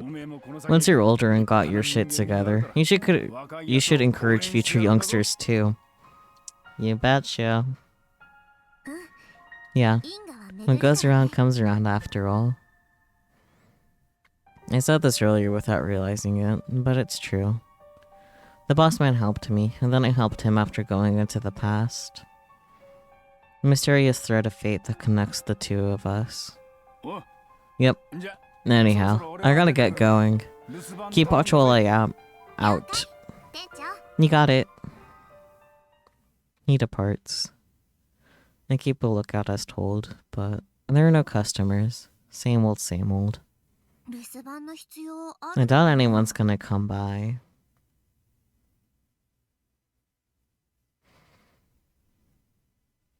I tried talking to Omega in order to fight off my boredom. Omega seems to like this store quite a bit. As usual, she's wandering around, poking and examining anything that catches her interest. Keeping watch means you gotta stay put, right? That's just part of the job. Well, sure, but... Omega's response is unexpectedly level-headed. In all honesty, considering how few customers this place gets, it's a minor miracle that it's still in business. Maybe the boss man is running some sort of side gig. What if he's actually super duper rich and this shop is just his hobby? Suzuha, have you ever worked before? I just can't get used to calling someone else by my own name. Yep, just regular jobs. How do you find regular? You know, normal, like at McD's. Fictional, a fast food hamburger chain boasting top market share, based in America.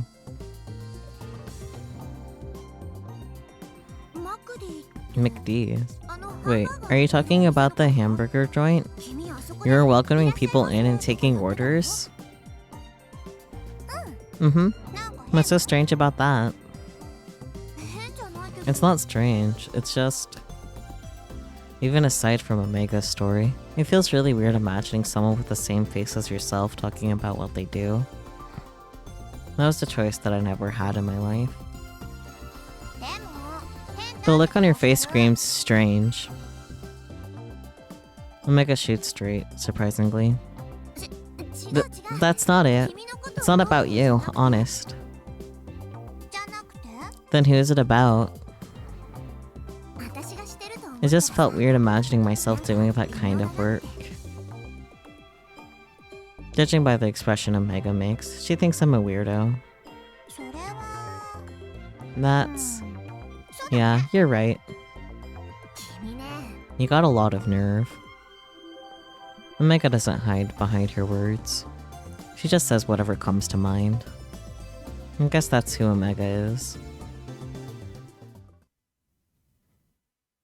In the end, the Bronte workshop closes up for the day without a single customer dropping by. Alright, boss man. Catch you tomorrow. Yeah, be careful on the way home. I consider dropping by Radicon to see Beta, but... An unexpected person calls out to me. Amane-san, are you headed home? Kurisu jump scare. Makase Kurisu. I instinctively glare at her. In the future, she's the woman who builds a time machine for CERN. Put simply, she's the time machine mother who triggers our dystopia. I can't even count how many times me and my friends in the Resistance spoke about her. If only she'd never built that time machine. Again? Seriously? I just wanted to congratulate you. Jeez. For what? Your time machine's getting fixed, right? Oh, yeah. And I heard you found your dad, too. Yeah. The mention of dad is enough to calm my nerves. If she did that on purpose, then make her quite the manipulator. She's not. Congratulations. Although, quite frankly, it's kind of hard to say that with a straight face considering his, well, Hashira. Thanks. Here. This isn't much, but... Makise Kurisu takes a small cake out from the convenience store bag she's holding. Aww. There's a single serving of strawberry shortcake. You're giving this to me? I hope you like it. As long as you didn't bake it yourself. Wow. Okabe. It's me. I heard about your father from Daru. I don't know why that made me laugh. I'm glad to hear it all worked out. How about spending some time with your old man tonight? Just the two of you. Let's see. Thanks. I never thought he'd be Hashida Itaru. But I'm sure if I actually gave myself time to think about it, I might have realized this was always a possibility. It's just, in my memories, is a lot thinner. Then, yeah, but you're right, but it's still a little embarrassing. I'll go with this one, because it reflects what happens in the first game, because when I already thought about it, it's like, wait, yeah.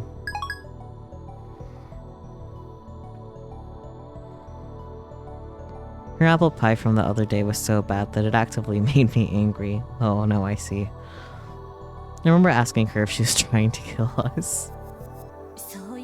I figured you'd say something like that. That's the store-bought cake. Like I said, Kirisu sulks a little, but she doesn't seem angry. Oh.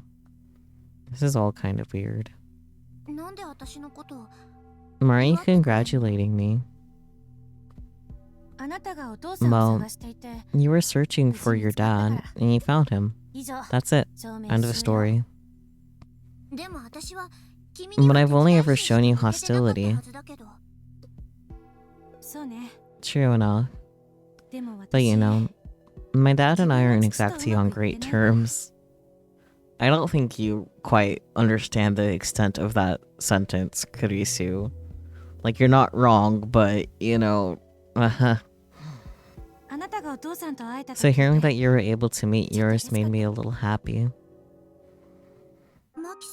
Makase Kurisu's dad. So I guess I'm not technically congratulating you. I'm just sharing in the happiness. No. I'd be pleased as punch if maybe this helped soften your attitude toward me even just a little bit. In that case, I'll gladly accept your peace offering. Cries and crying.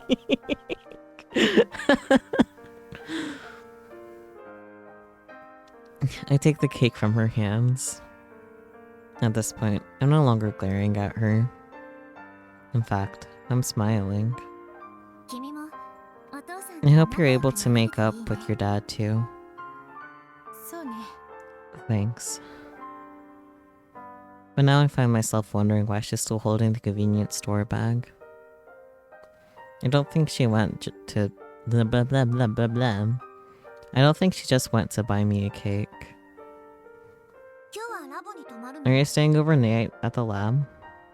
I want to keep the device I'm working on to a certain point before I head home. And then can I stay over too? I promise I won't get in the way. Makase Kurisu makes a strange face in response to my request. I don't blame her. Even I think it's kind of weird. Sure. I don't mind. But Makase Kurisu doesn't say no. I can't put my finger on why, but maybe it has something to do with Dad. That night, Makase Kurisu tells me all about her ambivalence toward time machines. Apparently, when she first came to the lab, she was hostile to the very idea of them. But here she is now, trying to create humanity's first time machine. My father, well, he was researching time travel. He was researching time travel, huh? He was just researching time travel. I can't read. I'm trying. And because of that, he got expelled from academic circles. Makase Kurisu continues her school for work, all the while speaking aloud. Yeah, I guess time machines are still just fictional things in this era. Proper academics don't talk about time machines at conferences, you know? So you're saying your dad wasn't a proper academic? He was when I was still little. Makase Kurisu's hands stop in place, and I immediately feel as though I've said something I shouldn't have. But it's my fault that he's the way he is now. How so? I always adored my father's academic stories. Naturally, I didn't get all of it at the time, so that's why I started studying. I wanted him to tell me more. I figured that if I understood his stories better, he'd be able to talk to me more. Instead, it turned out to be the opposite. Not only could I understand his stories better, I could also pick out the flaws in them. I tried to correct them. I believe that's what science was. But all I ended up doing was hurting my father's pride. How can I blame him? Scholars are ultimately just human beings. Having your mistakes pointed out by an elementary school child would be humiliating to plenty of people. But I didn't realize that was the case at the time, so I just kept doing it.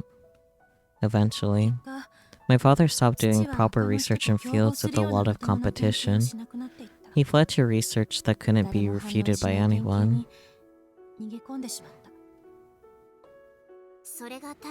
And that's why he started looking into time machines. And that's part of the reason why I refused to do research on them myself. I thought that it'd be impossible for me. Not because of the time machines themselves either. I was just trying to escape from my sense of guilt.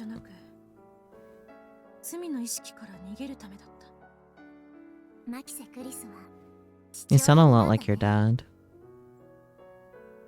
Upon hearing my words, Makise Kurisu glares at me, a surprised look on her face. I said something I shouldn't have again. Like him? How? Well, I've never met him, but it sounds like you're both serious about your work and also really naive. Is that a negative word?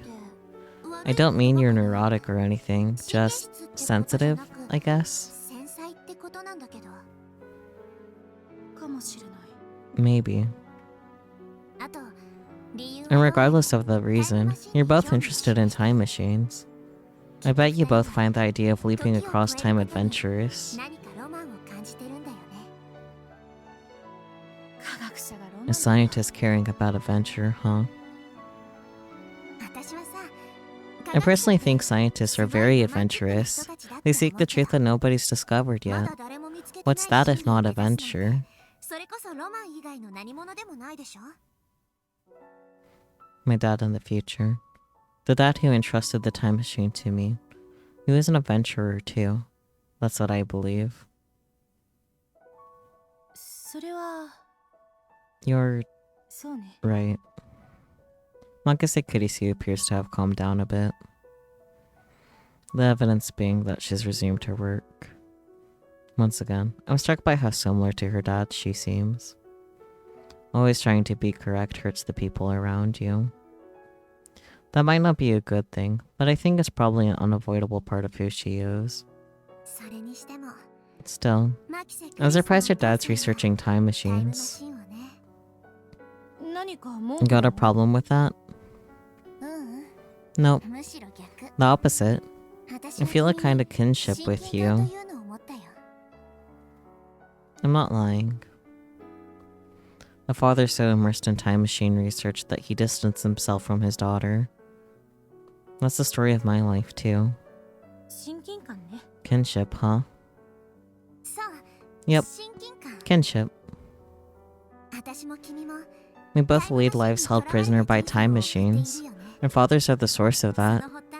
You know, the two of us might be more similar than I thought.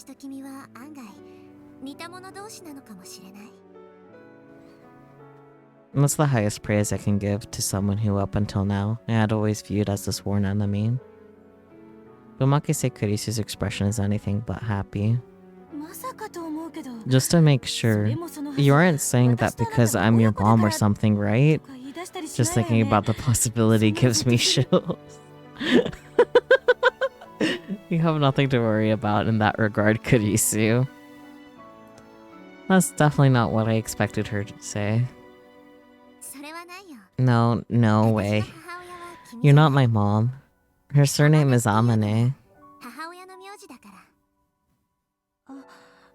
Phew. Thank goodness. I don't think I've ever seen Makise Kurisu look so relieved. Is she that happy that she's not my mom? Jeez, that seems kind of rude. Speaking of moms. In fact, it's so rude that some of my hostility toward Makise Kurisu bubbles to the surface again. Oh dear. In the future where I'm from, you refer to the time machine mother. Me? I guess that's appropriate. When I finish this device, it'll be the world's first time machine. And if only that was the only reason. The time machine tech that you and the others create eventually gets monopolized by CERN. As a result, the world becomes a dystopia with no conflict. In my future, every facet of human life is strictly controlled and monitored. Every conflict is prevented before it happens by using the time machine. And you're the one that built it, Makise Kurisu. I got it now. That's why you, the warrior seeking to bring peace back into the world, see me as your greatest enemy. You're unexpectedly calm about this. I was always curious as to why you hated me so much. But if the reason is something that happens in the future, I guess there's not much I can do about it now. True. For you, it's the past, but for me, it's something I haven't even done yet, right? But I can certainly see how things end up that way. Here I am building a time machine. Once it's complete, I'll be qualified to be called the time machine mother. I don't know much about CERN, but I do know that they conduct human experiments. If they know we completed our machine first, I wouldn't be terribly surprised if they came here to take it by force. Well, they do. And if they did, you'd become a pawn of CERN just to continue your research? That's the part that I just don't get. Makise Kurisu stops working and turns to me. But she isn't glaring this time. In fact, she's smiling. Even under threat of death, I would never ever cooperate with CERN. But considering what you've seen in the future, it sounds like I built the time machine that CERN uses to control the world. I cooperated with them. What caused this contradiction? Yao Isa looks at the Pac-Man timeline. I've never actually thought about it before. I only ever knew Makise Kurisu's personal history. I never spoken to her in the future. I tried to assassinate her and failed, that's it. But speaking to Makise Kurisu here in the now, she just doesn't seem like the kind of person who would ever go along with CERN, even if it meant being killed. So why did she? What happened? Hashida joined the resistance and built your time machine, right? What about Okabe? Okabe Rintaro was one of the founding members of the resistance. So you're telling me I become the enemy of the future gadget laboratory? That's right. If Okabe and Hashida are in the resistance, is Mayuri too?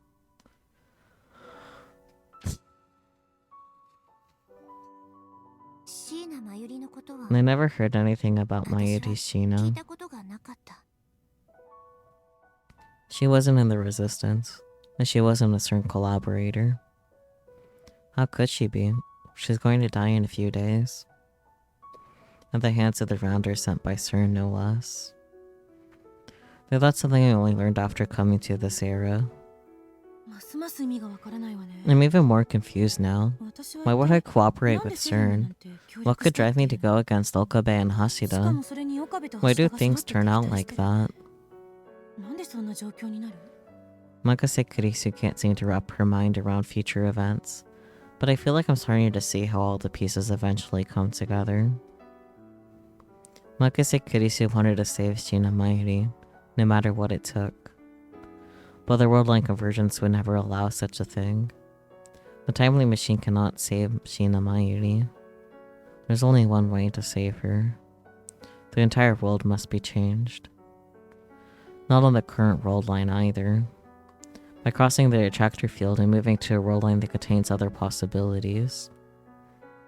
But in order to do that, a time machine and the IBM 5100 are both necessary to make it happen. This process requires a time machine that can go back years, not just several days. Makase Kurisu wanted to save Shina Mayuri, no matter what. No matter the cost. That's why she chose to become the enemy of the entire world.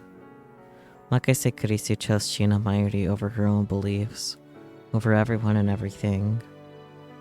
That's right, everything she did to save a single person, Shina Mayuri.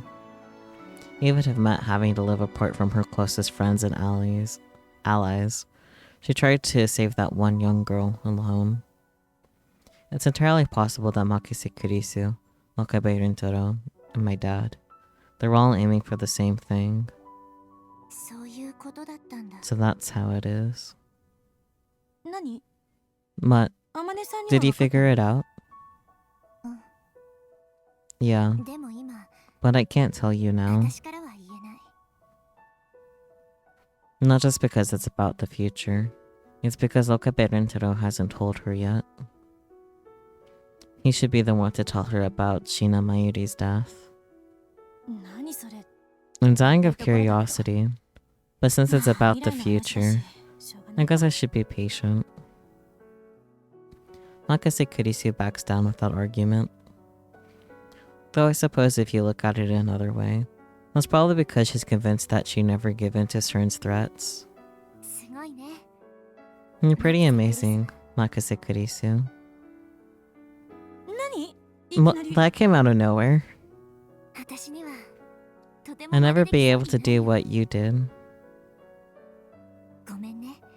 I'm so sorry for assuming you were some evil villain, for always glaring at you. Oh. Would I have the determination, the willpower to go that far? I got to where I am now because I believed I'd be changing the world for the better. I traveled to the past thinking that it was for the sake of my world. But Makase Kurisu is different. For the sake of one girl, for Shina Mayuri, she became the enemy of the world and the future itself. Which directly led to my hatred toward her.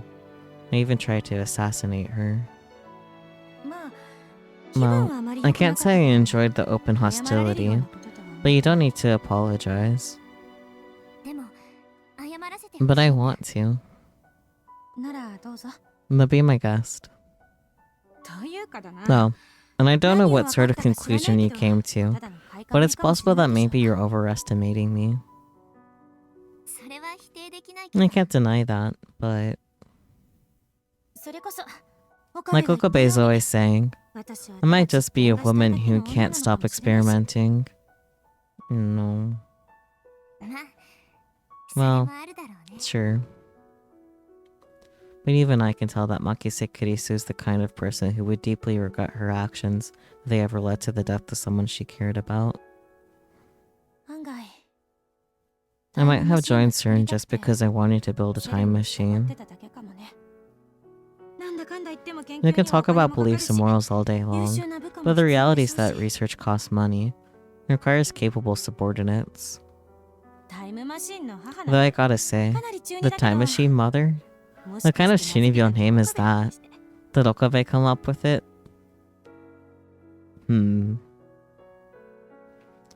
She's also good-humored enough to laugh at herself. I think that's about enough of this dark topic. Instead, I listen to her with a smile. That's right. But I still think that this is the right way of looking at it. You're a good person, Makase Kurisu. Seemingly embarrassed, she averts her eyes. After finally getting to know her, I can't help but think that this is a fitting reaction. First you think I'm the ultimate evil. Now I'm a good person. Not a fan. I guess I'll take that over being glared at all the time.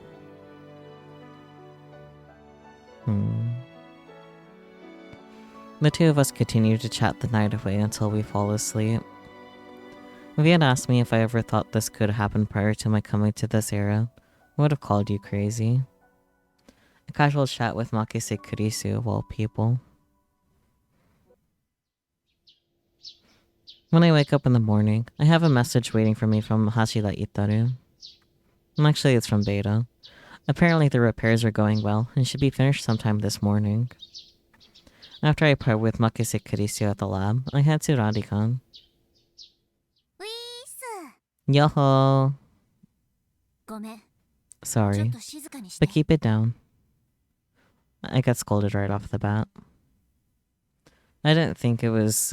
I didn't think I was being all that loud, but then I get the hint once I look at where Beta is pointing.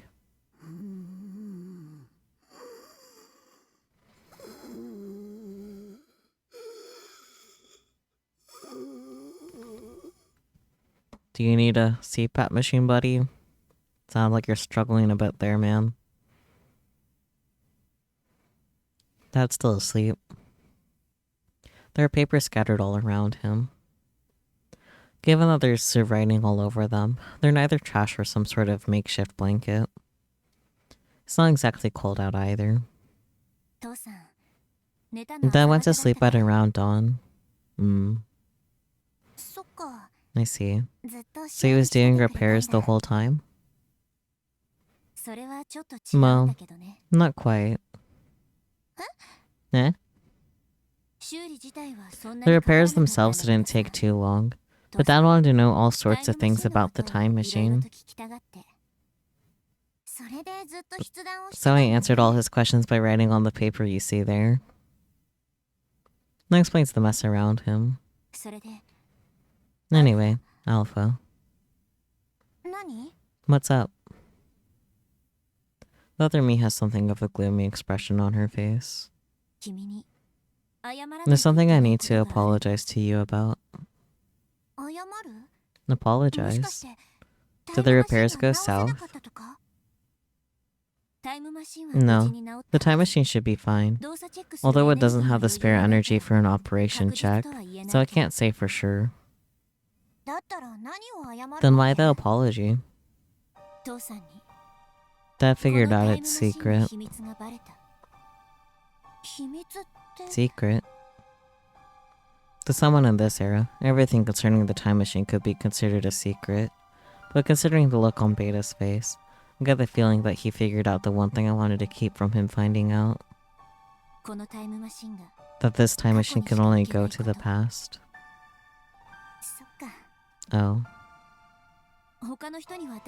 He promised he wouldn't tell the others, but... yeah. But the one person I didn't want to find out was Dad. I guess there's no point in that, huh? Yeah. I suppose the silver lining is that the others don't know.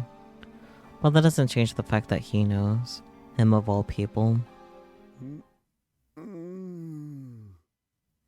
He weakens.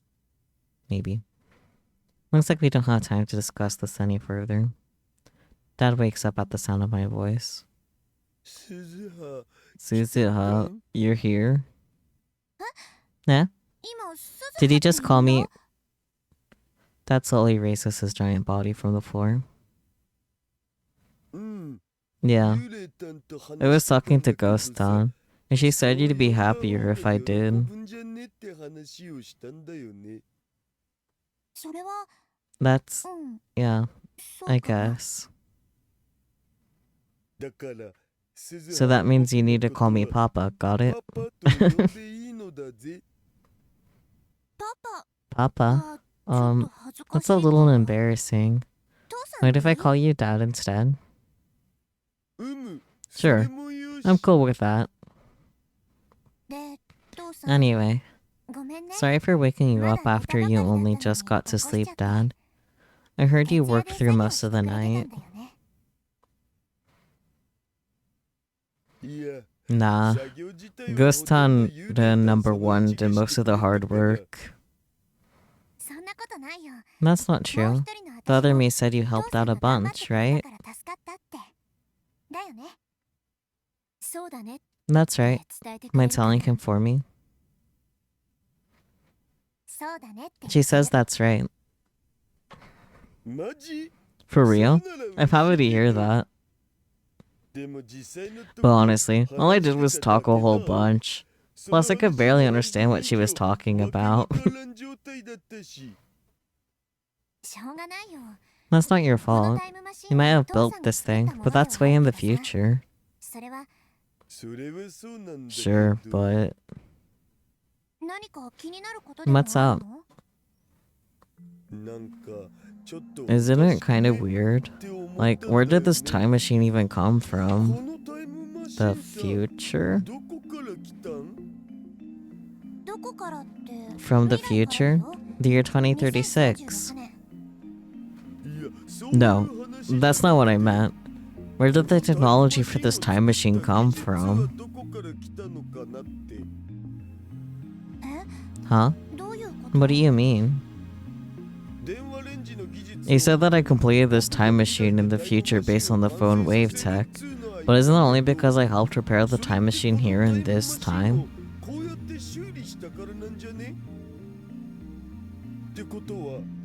That means I didn't invent a time machine in the future, only recreated the one I saw here. But then wouldn't that imply that there had to be a time machine in the future that I based this one off of first? So who completed that first one? Thinking about it kept me up all night. Though I guess that's a weird thing to hear from someone who was literally just asleep. You're right. It seems like a closed loop. Simply using a time machine shouldn't cause visible changes to a world line. In other words, Dad originally repaired the time machine at this point in 2010. And by doing so, he was able to see how the machine worked, helping him to complete his prototype in 2036. But considering how visibly I've been operating, not to mention the spot where the time machine materialized, it's possible the world line has been shifted. My dad and I can't perceive that shift though.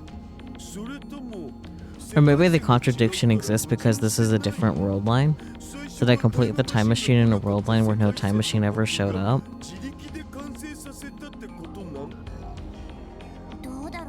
I have no clue. You never said anything about that to me.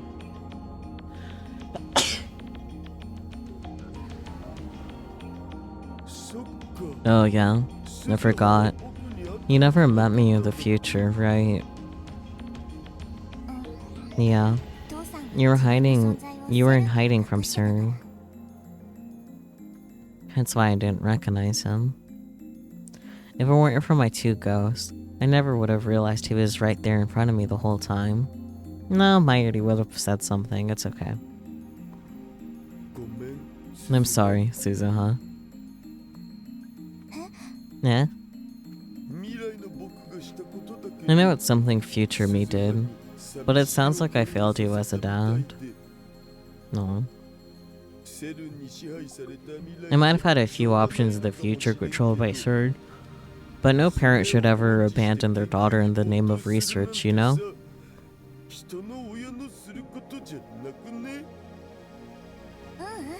Don't apologize. I've never resented you for how things went down, Dad. Hell, if anything, I respected you. You left us with hope, the ability to change the world.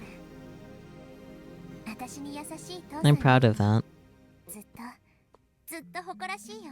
These are my honest feelings. It's not like I didn't wish I had a kind dad or anything, but that was never realistic in the world I'm from. So don't apologize, Dad. He made the right choice. If he hadn't distanced himself from me, he would have eventually been found by CERN, and any chance we had to change the past would have been lost forever. Dad did what he should have been done. Dad did what should have been done, yeah. He did what had to be done. That's why that's why I've always thought of my dad as a stronger, more rational person. A great man who threw away his own life in order to change the future. Suzuha. But the dad in front of me right now is different. He's overflowing with empathy. He's imagining the things he did in the future and apologizing for them. That's the sort of kind-hearted person he is. This is the same man who had no choice but to throw himself deep into his time machine research, leaving my mom and I behind. And if anything, that's what I'm most sad about. More than my never getting to meet him. He's the one who never got to see his own daughter. I can imagine how that must have felt. I've never once resented you for what you did, Dad. There's no lie in that statement. That's why I don't want to see him look so sad. But... Hey, Dad. I have a favor to ask.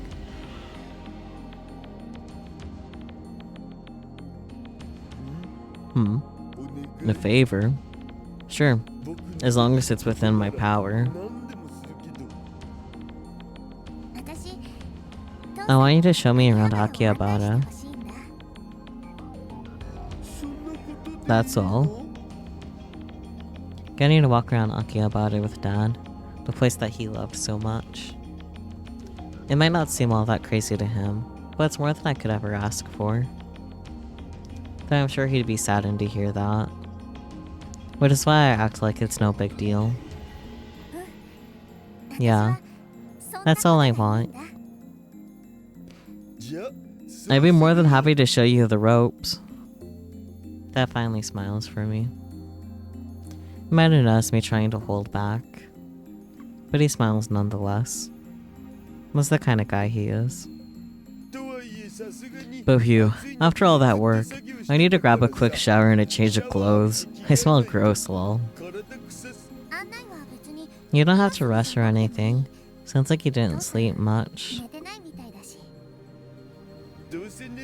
No, if I'm gonna get some shut-eye, I might as well head back to the lab. Alright, then we can go after you freshen up and take a break. Then, I'll have a little proposal, as your dad. What's up? How about taking a shower with your old man? No. He has a deathly serious look on his face.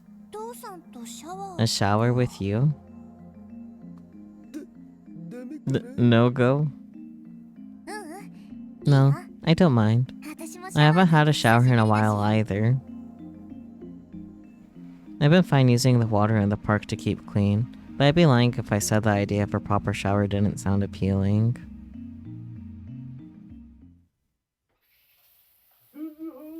Suzuha, hurry up.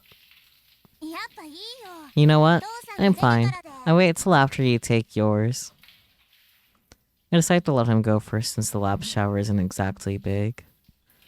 While there's more than enough space for two girls to get in together, it's way too narrow for both me and Dad. I figured it'd be too difficult to wash off with the both of us in there, but that doesn't seem to get that way.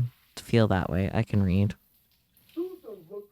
Dad's naked and ready to go, though I guess the naked part is a given. Uh-huh. This kind of reminds me of those family bathing ads you always see on Nakazuri. Can you believe they've got full nudity on them? As a mage. What's a Nakazuri? You know, those hanging ads inside of trains. Inside of trains. His explanation does so little to clear my confusion. I ride my bike everywhere, so I don't know much about the insides of trains. I remember riding one with Mom when I was really little, but the details were hazy. Anyway, hurry on in. You'd make your old man super happy if you washed his back for him.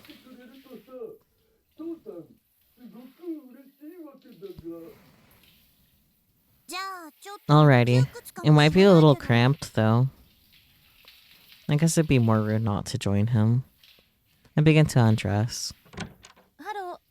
Yo, what are you doing? Makase Kurisu strolls into the lab just as I'm removing my top. She gives me a strange look on the moment our eyes meet. I was thinking of taking a shower with Dad. No, a shower. Gotcha. Should I have asked for permission first? No. You're a lab mom too. No worries. But wait, did you just say with your dad? You're talking about Hashida, right? Yep. He got really sweaty while fixing the time machine, so... And how does that have anything to do with you bathing together? I figured I'd wash his back for him. I get what you're thinking, but... Okay, look. The most important thing here is who invited who. That'll determine whether this is an actual crime or not. Dad did. Pervert confirmed. Damn it, Hashida. Taking advantage of such an innocent girl. Makase Kurisu mutters to herself as she storms off toward the shower room. She seems really, really angry. Hashida, are you seriously that brain dead? Do you realize that Amane-san doesn't have the same kind of common sense that we have? How can you possibly think it's okay to invite her into the shower with you? You goddamn pervert. Shame on you. Like how I let her in there with you. Makaseshi, what are you doing here? What are you so angry about, Makase Kurisu? I'm angry because you don't know why I'm angry, Amane-san. If me not knowing is the problem, shouldn't you be yelling at me instead? Look, I'm angry because Hashida asked you to shower with him, knowing that you wouldn't know any better. What's wrong with showering together? Okay, sure, kids and their parents bathe together pretty often, I get it. But that's only normal up until you graduate from elementary school, right? Common sense. How old are you right now? I'm 18. Now what age does a person normally graduate from elementary school? I don't know. I'm not trying to play dumb, I just have no answer. That's not part of the info I was given about 2010. It depends on the country and culture, but it's around 12 here. Really? I'll try to remember that. Yes, please do. Anyway, what I'm trying to say is that at the age of 18, you should not be showering with him. And while he might be your father in the future, right now he's a 19-year-old beast. Don't even think about getting in there with him. He's a beast. Exactly. A total perf is totally fine with anyone, be they 2D or 3D. So let me get this straight. You're saying that in this era, I shouldn't shower with Dad. Wouldn't this be off limits in the future too? You know, men and women around your age showering together and stuff? I'm a soldier. We don't have the luxury of differentiating between men and women. I see. And when I was little, I never got the chance to shower with my dad. I always wanted to try it at least once. Makase Kurisu said that this was a custom for families up until middle school. But I never graduated from, let alone went to school. I've never taken a bath with my dad, and I doubt I ever will. Dad was never around. He died in 2036. That's... Sure, I get it, but... Makase Kurisu, I understand that I probably shouldn't get in there with him. But is it so unforgivable that I can't do it just this once? Unforgivable? I guess not. As long as you're both consenting adults about it.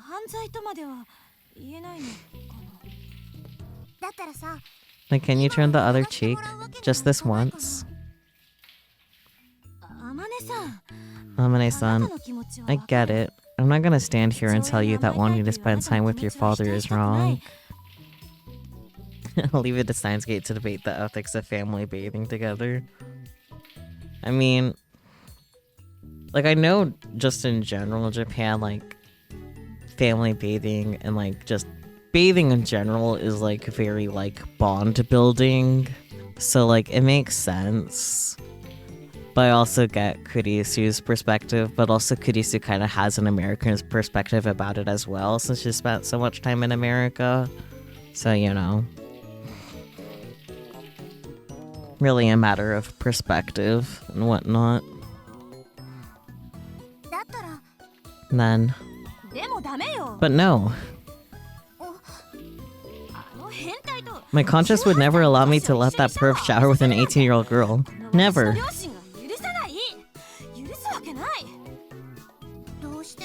No matter what. No matter what. No. Just do something else instead. I won't object to anything where Hashida can't get too carried away. I get where Kurisu's coming from, but having seen Steins Gate 0, I also know Daru isn't necessarily being a perv right now. He's just flipped his brain into down mode. Yeah, that's what I'm also thinking. Especially since we, like, know he uses his perversion as, like, a coping skill of sorts for, like, tension relief and whatnot for everyone else. And a bath doesn't really need that, so, you know.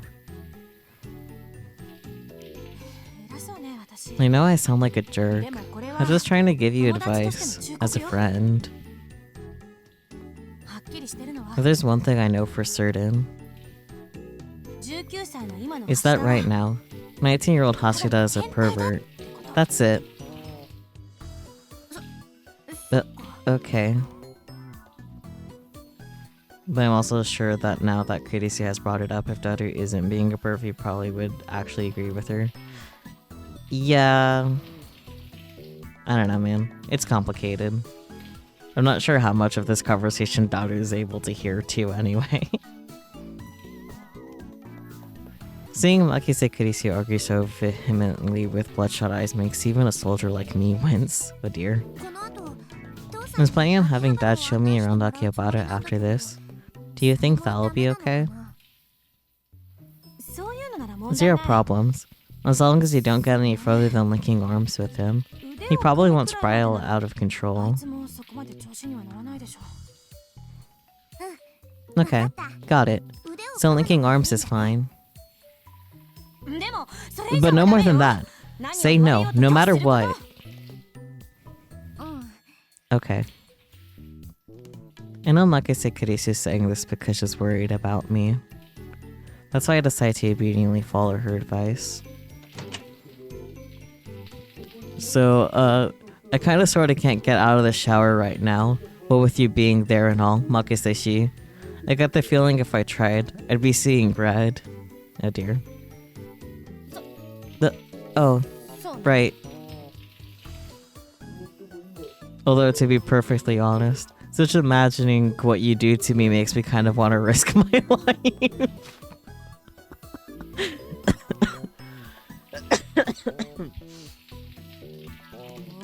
Stay in the shower, you goddamn perv.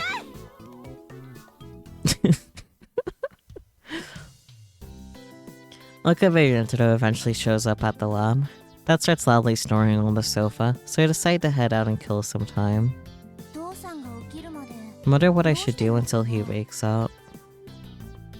Dad already agreed to contact me once he's up and about again. It wouldn't be right to wander Akihabara until then, but there's not much else to do either. How about we do something about that outfit of yours? After arriving at the station, Omega says something strange. What do you mean? I know he's just dad, but it is sort of like a date, right? Wearing a jersey on a date is kinda eh. Seriously? Seriously serious. But it's vintage from the 70s. I think the word you're looking for is old. It might be a jersey, but it's no ordinary one. I wanted Omega to understand that, but she cuts me down right away. It's more of a disguise, right? To blend in once you go back to the 70s. Not even betas on my side. Gah. You're quite the looker, so you should wear something cute. You're one to talk. Is that weird coming from me? Pretty weird. How so?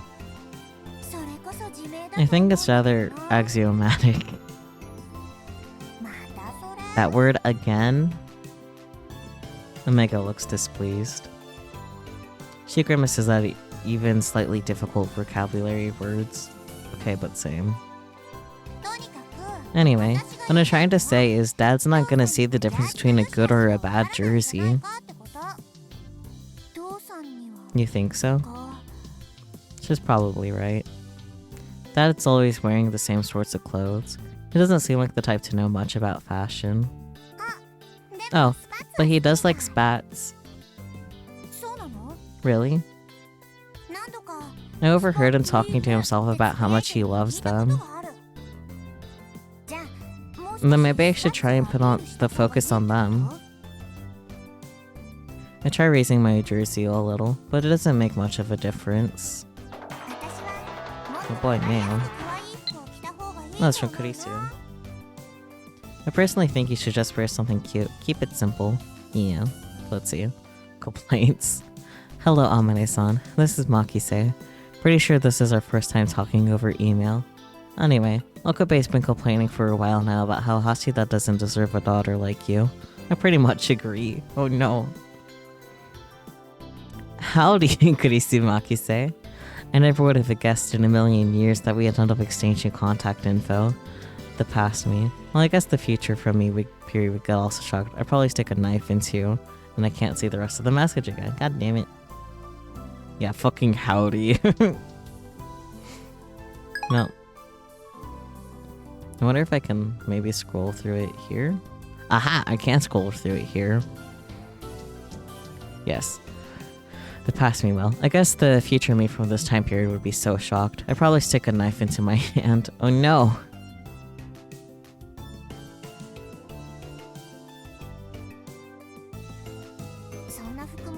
But I don't own any clothes like that. I have no clue what's cute and what isn't. I can help you coordinate. Let's go check out some stores. I don't even know where to start looking. I was never planning on coming to 2010 in the first place. If only there were forest-style stores in this era. You don't remember Caesar ever using howdy before? Did you say that because Kurisu's whole thing is being from the US? I don't know. Forest Styles. It's one of my favorite brands. It's in Shibuya, but the area and world line are different here. It might not exist yet. Shibuya, huh? That's a little too far to go on a whim. I checked the route map at the station. On the Yamanote loop line, Shibuya is on the exact opposite side of Akihabara. It's in the western part of the 23 wards. Even on a bike, getting there would take somewhere between 30 minutes to an hour one way. We don't have a ton of time, so let's take the train. The train? Why not just bike it? We can't ride bikes, duh. There's no reason to force ourselves to go then. Besides, I'm not exactly thrilled at the prospect of getting cute clothes. I don't want to travel across town on unreliable information either. Why are you so lazy, Alpha? Omega calls me out. Dad likes spats, right? And I don't see why I have to. I try objecting, but Omega interjects. Don't you want Dad to think you're cute, Alpha? She's cutting right to the chase. But being asked that sort of thing outright is a little embarrassing. That's, well, yeah, but... Then just do as I say. Okay. Which means first things first. I have to figure out how to ride the train. After that, I follow Omega's orders. I rode the train as told, searched the 4 stores as told, and bought clothes as told. Right around the time we finished shopping, Dad called, so we headed back to Akihabara.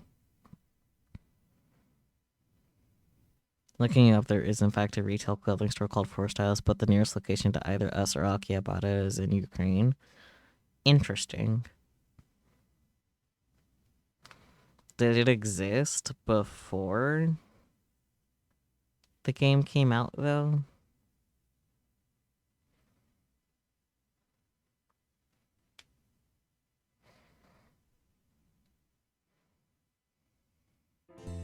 Oh my. Whoa, Suzuha, what's going on with that outfit? Your crazy mole. It was a really cute outfit. One of the ghosts told me to do it. Do I look weird? No. Ghost Ton's got killer taste in clothes, so she had you wear this. Good job. You're living a pretty normal life in Omega's world line, so... I'm not Omega, I'm Suzuha. Don't make things complicated. Whoa, no wonder she knows all about my fetishes. Stop. By fetishes, do you mean the things you like? I need a moment.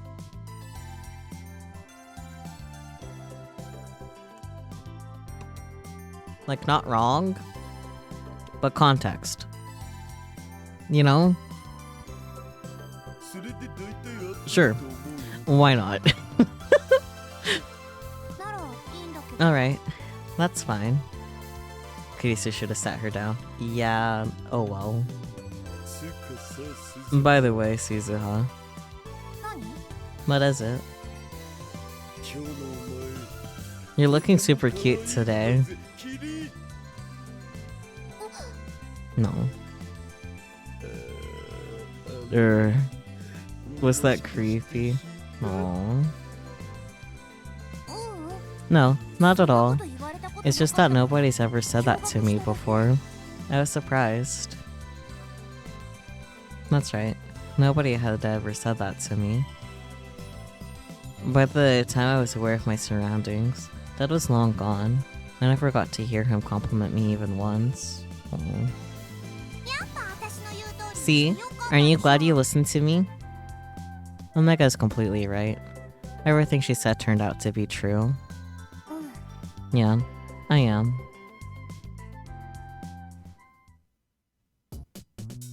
The time we spent together after that exchange honestly feels like a dream. I know I've had it with him before, but the Sanpo beef bowl we had together for lunch takes? I'm pretty sure that's supposed to be tastes. Tastes even better than it did that other time. Dad, do you mind if we hold hands? Sure, I don't mind, but... Actually, feel free to do whatever you want.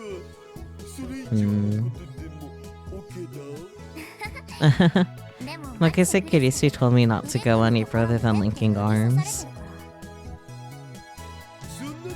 She doesn't have to know. Aw, dude. Good point. How about skipping the hands and going straight to linking arms? Sounds good to me. Instead we decided to link arms, but... Whoa. That cell phone suddenly rings. Oh, it's a message from Makiseshi. Dad shouts in surprise after reading the email. Curse you, Makiseshi! Where are you? You're watching us, aren't you? He suddenly starts looking around frantically. What's wrong? Makiseshi just emailed me saying she'll kill me if we think she won't find out. How timely. I also immediately get a message. Oh dear. You too, Amane-san. That includes you. Don't let your dad get too carried away. Looks like she intends to kill me too. I've been thinking this for a while now, but she's one crazy lady. With her arms still linked, I can tell Dad's actually scared. But I personally feel more relaxed. I might even be smiling a little. I wonder if this is Kurisu's Makisei's way of getting revenge. I can read. For what? I once tried to kill her in the future. She becomes the enemy of humanity known as the Time Machine Mother. I apologized to her for it yesterday, but I wonder if she's the type to hold grudges. Nokorine asked her something similar before, and she said she wasn't. She just has a better memory than most is all.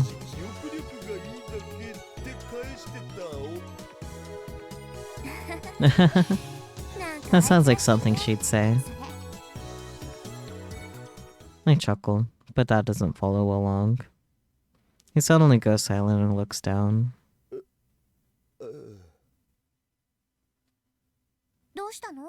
What's wrong, Dad? Did I say something weird? I can't figure out the reason for his sudden silence. I remembered something. Remembered? I retraced my memories in an attempt to find the cause for his reaction. It's about the time machine, right? I arrived at the answer almost immediately. Yeah. You heard about it from Beta while repairing it, didn't you? Yeah. I don't have to confirm what he heard. I already know. That the time machine can only go back to the past. In other words, once I travel to 1975, I can't ever come back. You're leaving for the past today, aren't you? How'd you know? Mayuri? That's good. Suzu-san, I heard everything. I'm so glad you found your dad. I'm even crying a little. Enjoy your date with Daddy-kun. Oh. How'd you know? Because you wouldn't have asked me to show you around Akiba if you weren't.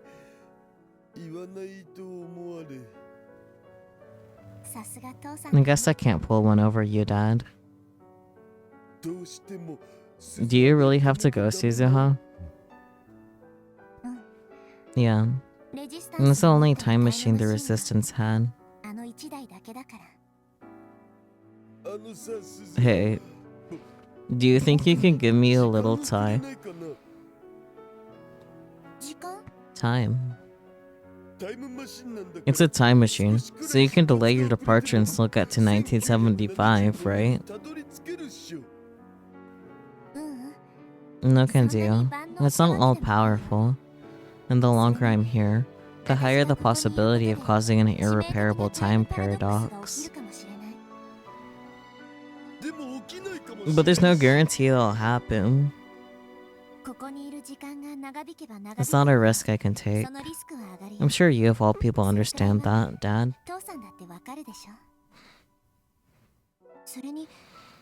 And what do you need time for anyway? I'm going to perfect the time machine. What? I heard all about it from Ghost Town in her world line. They have time machines that can travel to the future. Then shouldn't it be possible to modify yours?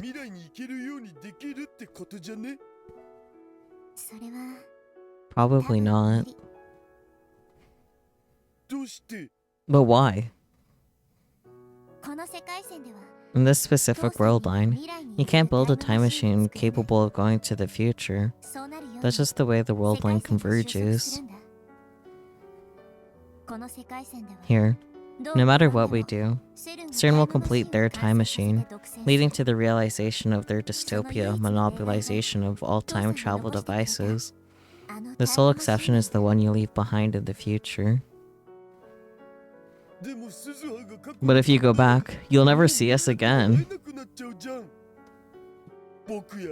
Me, Okarin, Makaseshi, Mayurishi, Ferristan, Lukashi, Kiryushi. That's the list that each name like is recalling them, one by one. I steal my heart as best I can. I'll see everyone soon enough. Even though I know it's a lie. Once I go back, I'll never see Dad or the others ever again. I already know why. I'm going to the past, remember? Once I get there, I'll start my new life. I'll be over the age of 50, but I'll still be around in this era. But I have to convince him otherwise. If I don't, he's only going to worry even more than he already is now. If he found out he'd never be able to see me again, he'd try and stop me.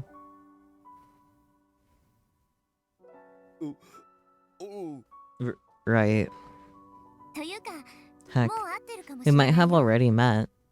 I could be someone you know super well, going by a different name. Even if that is true, why would you use a different name? Creating a time paradox is always a possibility when it comes to meeting your past self. When I go back to the past, the me here in this era will be the only one left. I'm sure she'll probably reveal her real name at that point. Or maybe since we're having this conversation here right now, the me of this era won't appear until after I'm long gone. That's the kind of person I am. I can guarantee it.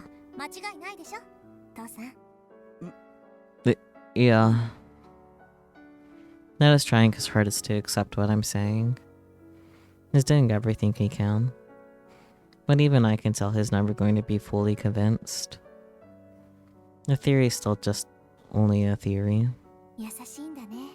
You're a nice guy, Dad. What? I'd always thought you were a more logical sort of person. Someone who strictly follows scientific theory and nothing else, I guess. You were also smart enough to go and build a time machine, so I figured you stuck your guns no matter what.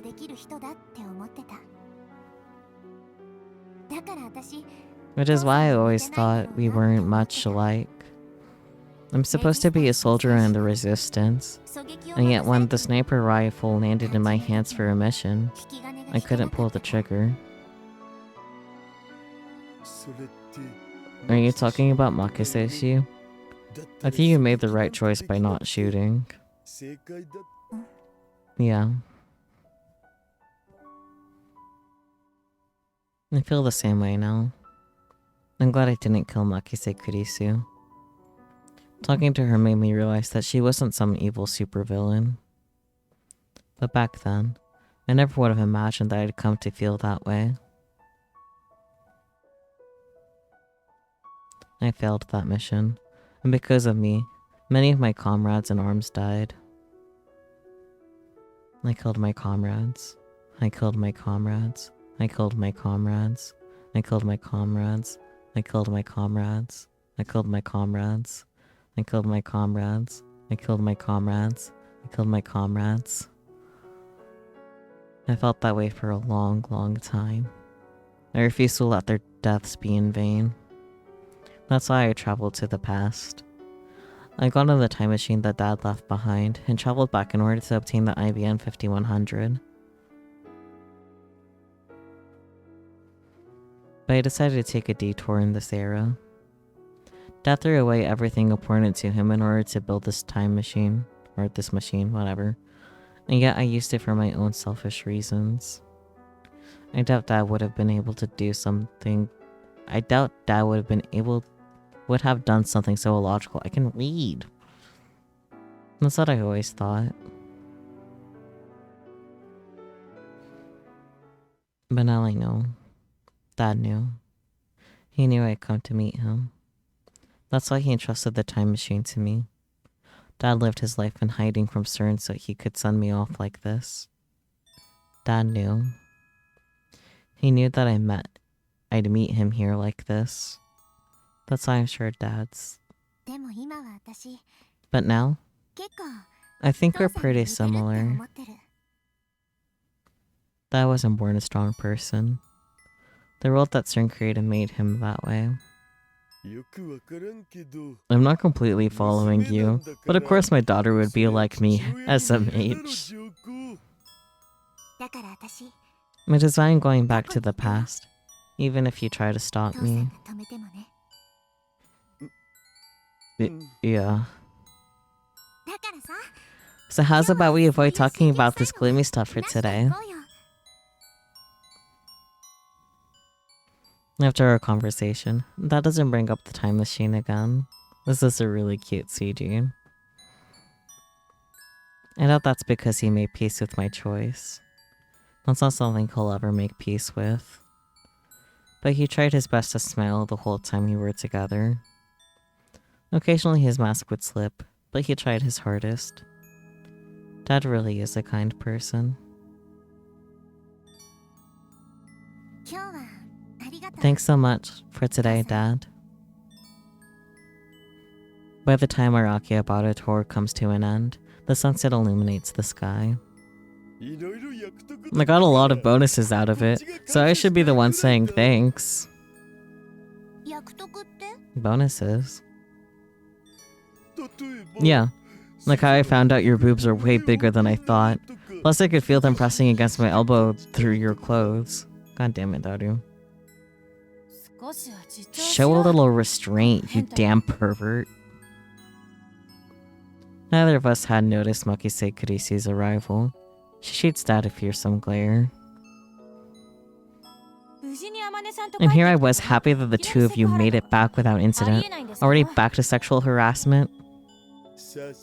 My bad. Amane-san. He didn't make you do anything other than link arms, did he? Nope. I don't think there's anything you need to worry about. Probably. I'm not sure I like the way you worded that.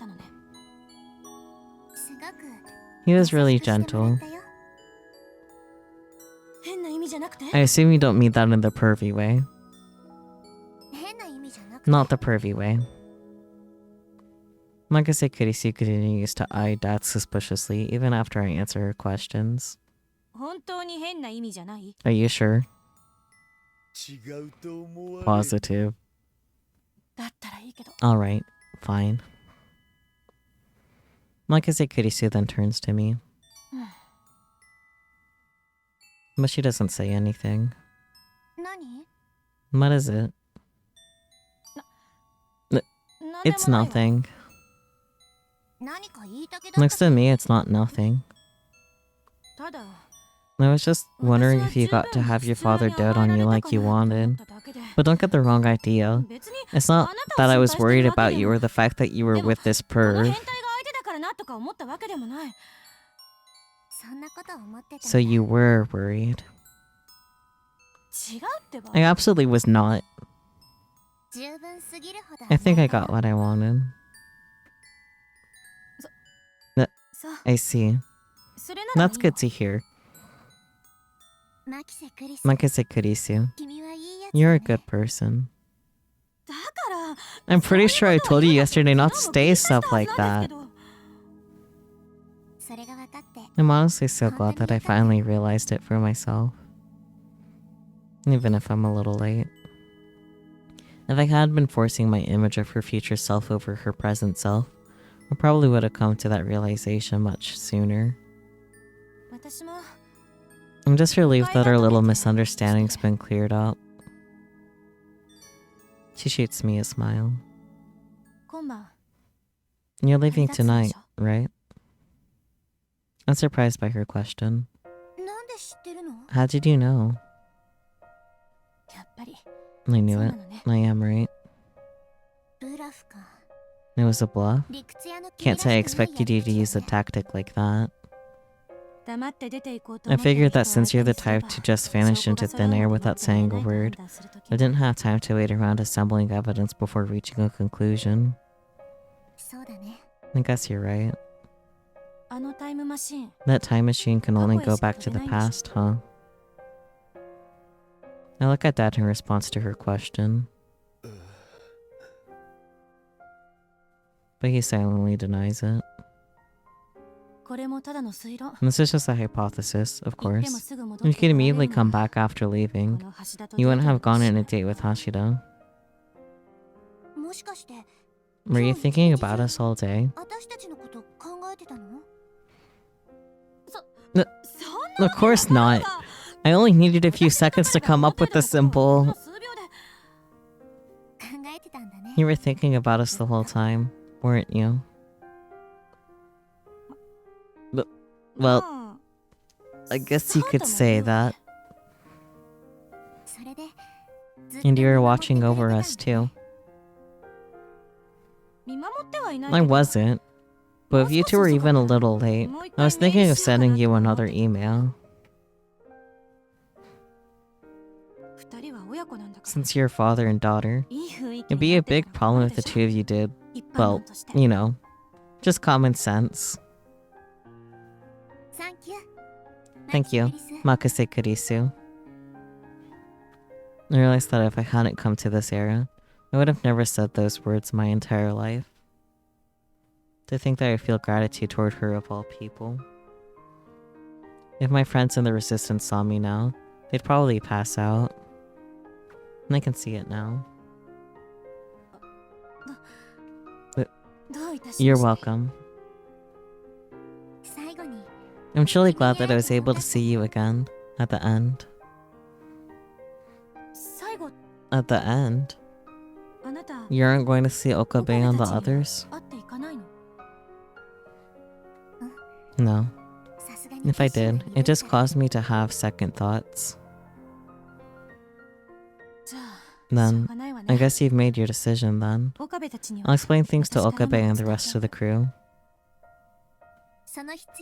I thought that would be necessary. Why? I'm just heading back to the past. Once I'm gone, the me in this area will probably show up right away. That's some overly wishful thinking right there. But I don't dislike it.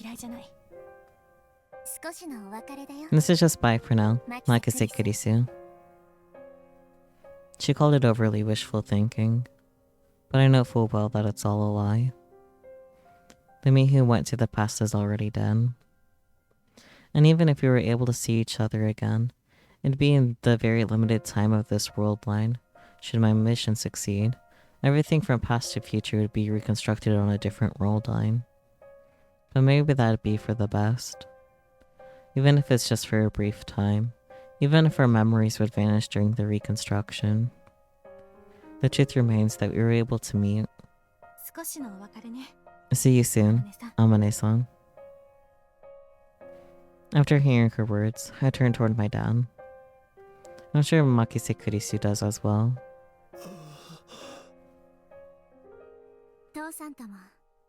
This is just bye for now, Dad. I can feel my chest tighten. Yeah. Dad probably realizes that this world line needs to disappear. Suzuha, can I say one last thing? What is it? I'm prepared for the worst. Heck, I saw Dad hold himself back from saying something all day today. But instead... You were adorable today, but... Your dad prefers the usual Suzuha. No. His words are completely different from what I had expected. I was ready to hear something tremendously sad, but instead I'm filled with happiness. I guess all that worrying was for nothing. He prefers the usual me.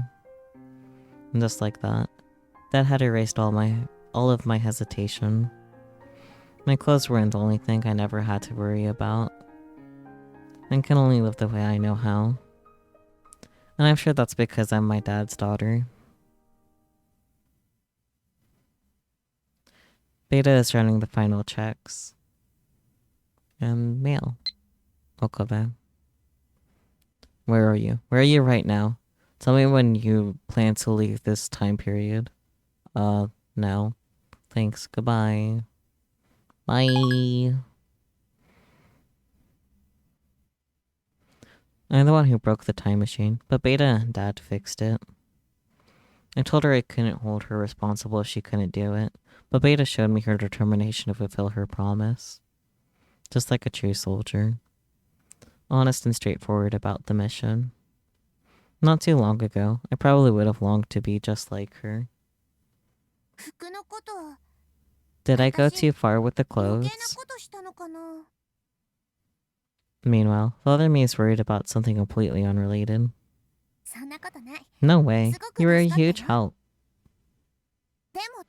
But Dad said he prefers the usual Suzuha. Are you kidding me? If I was my usual self, I'd have been way too embarrassed to link arms with him.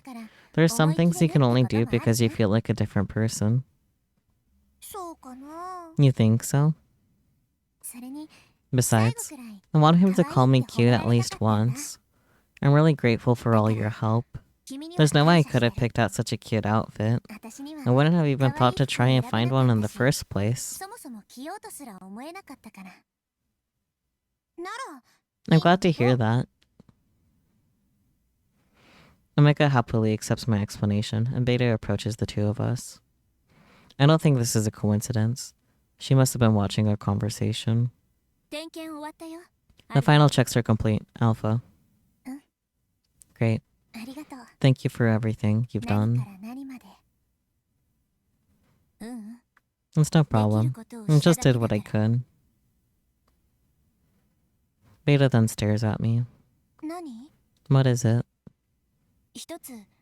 Might I make a suggestion?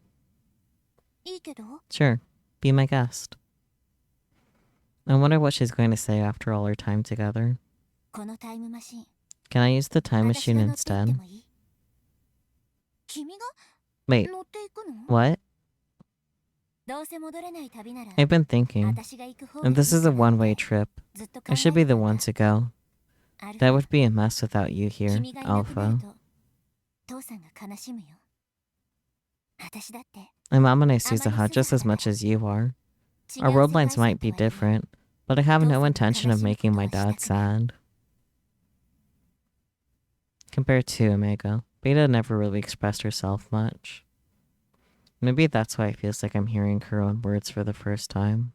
I might be like a ghost in this world line, but I was still able to perform repairs. I should be able to get my hands on the IBM 5100 if I go back to the past. Thanks, Beta. Her offer generally makes me happy.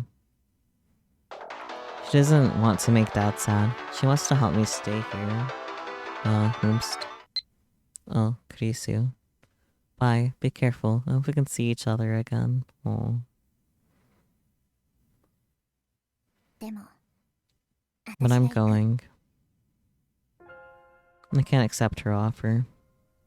I've already made up my mind. Although I suppose this was always the original plan. But why?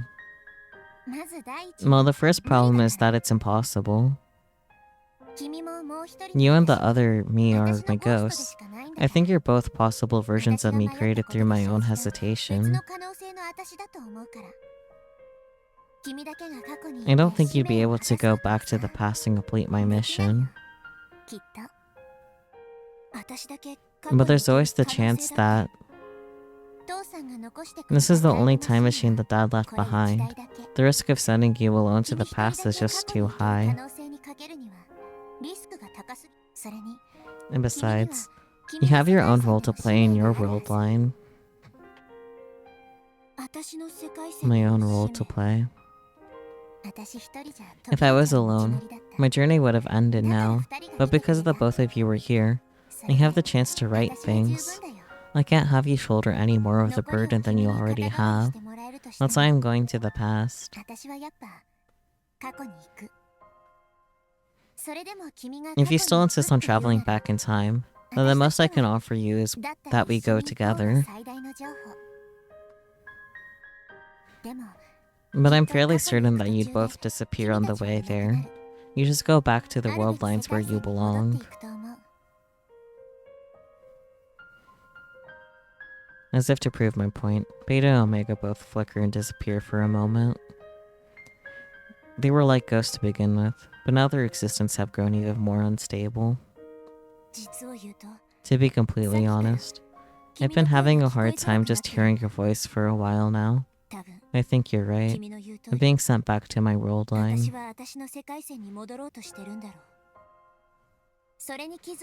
If you already figured that much out, then why did you make the offer?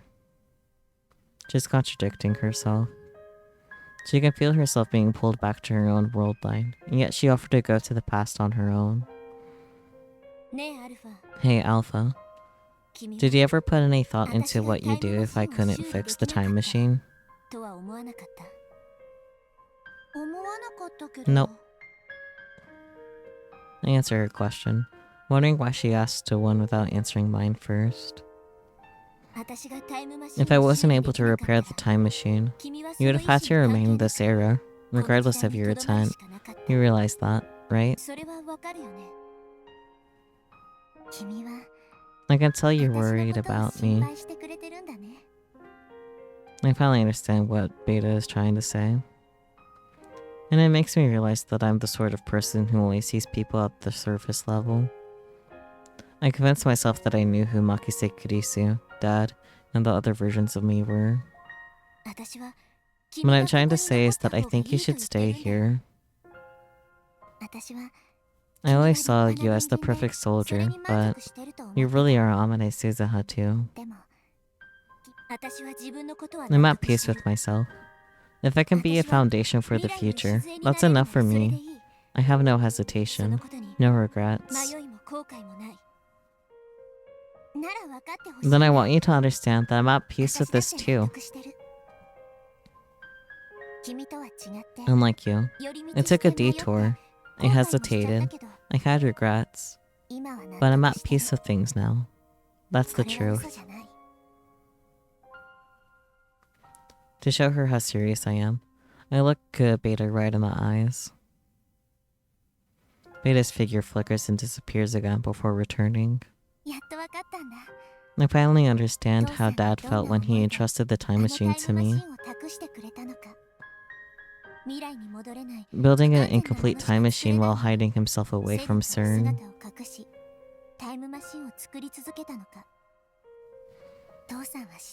Dad knew. He knew that I'd take a detour. He knew that I'd hesitate. But he still believed in me. He still built the time machine. So I want you to understand, I'm not going reluctantly. I'm not going because it's the only way. I'm not going because I don't want my friends' deaths to be in vain or to atone for my sins. I'm not going to make Dad sad. You're going for yourself, aren't you? Beta's figure sways and flickers more violently. Exactly. I don't really get what's going on. What am I supposed to do? I didn't realize it until now, but Omega is crying. She seems to be getting emotional because she doesn't understand what Beta and I are talking about. I don't have a mission or anything. I go home, wake up in the morning, go to school. Upon seeing Omega crying, I realized that this girl really is Amane Suzuha too. An Amane Suzuha born into a peaceful world, living a peaceful life. We're working hard so that one day we can become you. What's that supposed to mean? I don't get any of this. Beyond my mission, a world line free of CERN's control awaits. But that world line isn't necessarily a peaceful one. Seeing how Beta is a soldier, I can tell. Even if the world line changes, other reasons could deny peace to the world. It's entirely possible that my mission will have had no meaning. But the existence of Omega shows that there's hope for a peaceful world line somewhere out there. That's right. She's hope itself. Just be happy. Live life to the fullest. Which is why that's all I can ask of her. Amane Suzuha, born into a peaceful world, living a peaceful life. As long as she's happy, the efforts of other Amane Suzuhas will have been worth it. You don't have to tell me to be happy. I'm only sad because you're saying all this weird stuff. But our feelings can't reach her right now. No, I doubt they ever will. She'll never know the struggles that the other Amane Suzuhas went through. But that's okay. She showed me the end goal. What all of us want the most. Then just forget everything we said. Are you sure? If it keeps you happy, go for it. I'm going to the past for myself. There's no need to drag her into it. Okay. Her figure violently sways and flickers, then vanishes for about 2 seconds. 3, because there's also the narrator Suzuha. But hello, Hifumichu. About time you joined us. Like, at the end. Hey, 3 Zuha.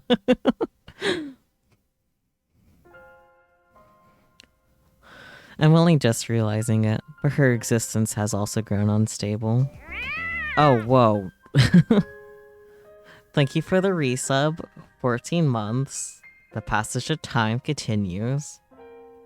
Wow, indeed. Did I read this line? I don't remember. I'm gonna reread it. I'm only just realizing it, but her existence has also grown unstable. It also looks like she stopped crying. There are still tears rolling down her cheeks, but I don't think there'll be fresh ones anytime soon. Oh, but can I say one more thing? As long as it's just one. Don't give mom and dad too much trouble, okay? You don't have to tell me.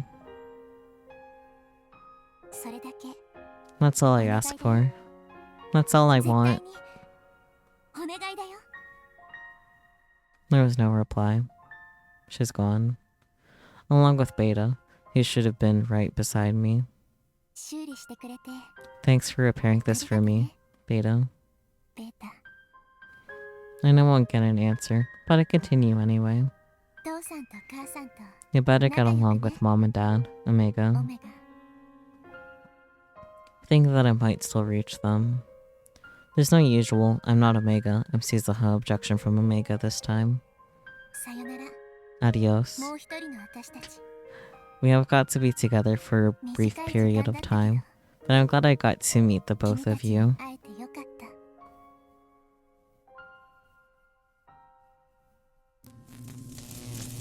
I climb into the time machine by myself and boot up the system. The sounds of it whirring to life strike me as terribly nostalgic. It feels like it's been ages since I came to this era. I'm sure everything will work perfectly. All the sounds line up with what's in my memories. They might just be sounds, but they're reassuring to me now. I wonder if Dad was super fixated on this stuff too. I didn't give it much thought when I first used the time machine, but I remember it all perfectly. These reassuring sounds. Time to get going. I stretch my body out and sit in the chair. My seatbelt fastened. I take a deep breath. I take a look at the control plan and confirm the target time. 1975, the year I first aimed for.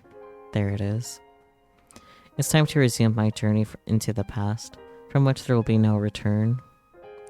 A journey filled with unknowns, one where I could very well fail and die. But I'm not afraid anymore. FG204, second edition for, what number was it again? Whatever. Take off. Suzuha, it's time to get up. Mom, Yuki. I hear Mom's voice. The usual voice, saying the usual thing.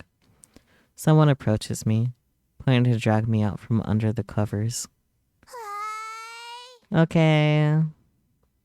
I reply in order to stop them, pretending to be awake. But just pretending. Up until now, I'd usually stay in bed a few extra minutes. Don't give Mom and Dad too much trouble, okay? But not today. I manage to drag myself out of bed before Mom comes to get me up. I make my way over to the living room. No, what's this? You're actually awake for once? Thanks to that, Mom is surprised. I get that I have no right to talk since I'm usually so bad about this, but her surprise is still irritating. What, should I have stayed in bed? Nope. It'd be super helpful if you can make this a regular thing. But Mom's in a great mood. Is she that happy that I got myself up? I see.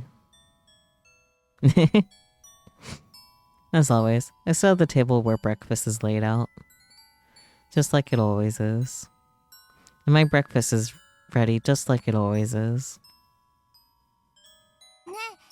Hey, Mom. But I think this is the first time I've ever said this.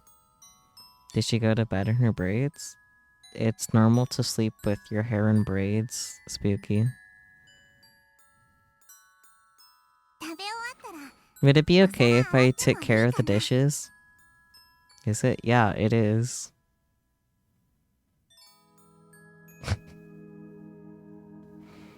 Mom is once again shocked by my words. Only this time, I feel a little proud for some reason. Maybe you should try braiding your hair before bed, Spooky. Might help prevent tangles. How weird. Toast.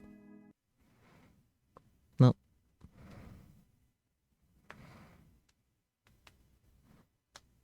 Ghostly rendezvous. That was cute. You don't know how to braid? Seriously? I'll have to fix that then. Anyways.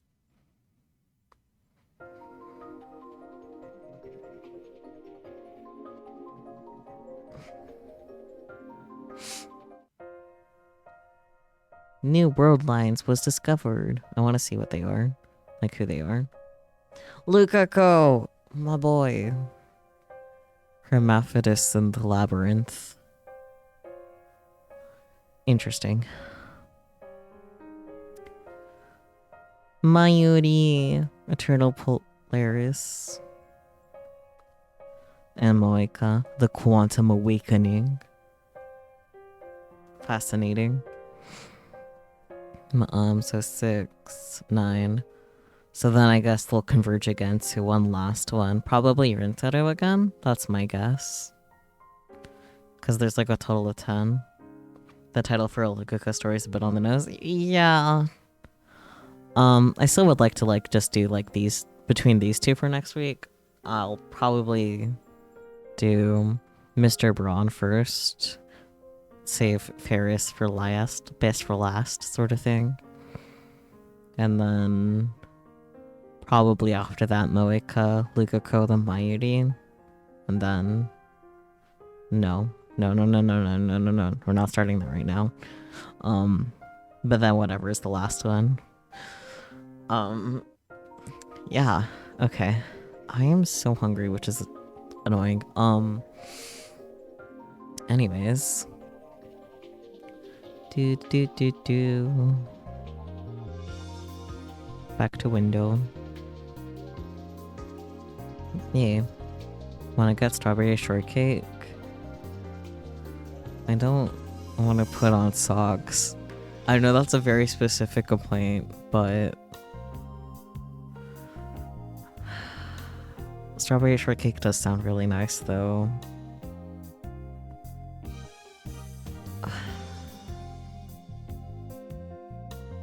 Come over then, Hifumichu. Just kidding, I know like you probably like pretty much just got back home.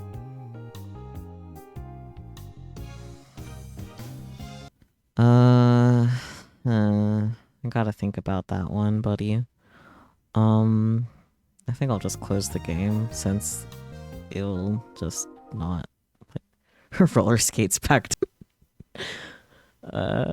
oh, that's gonna get cut out of the video.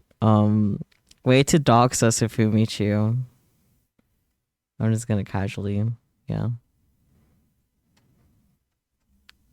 Shameful. No, it's worse that I also read it out loud, but you know, it's okay. It's okay. We're sharing the brain cell. It's not working that well. It's fine. It's fine. I wonder if I can cut that out of the VOD on Twitch. This is funny. I went to like my version of stream on Microsoft Edge, and the last message on there is Spooky saying giggles and dramatic irony. You almost mentioned the shit. My names don't do that. Stop toxing each other.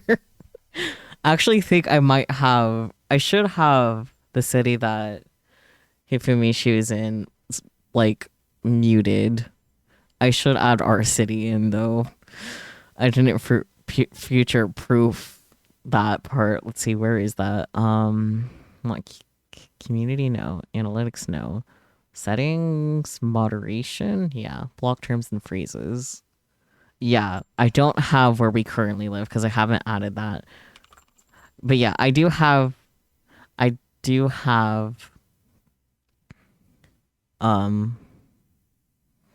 Biblical privacy, private. There we go. Now I have successfully added the unmentionable, but fortunately I already have you covered, Hifumichu, in your city. So I have where the city that we used to live in and where Nigiri still lives and where we used to work together with Catman covered and where Catman is currently living, and then the city in between, those are all muted, and then where Hifumichi works and where lives and where you work, and now added our city. God. I can't trust us to not dox ourselves. God damn.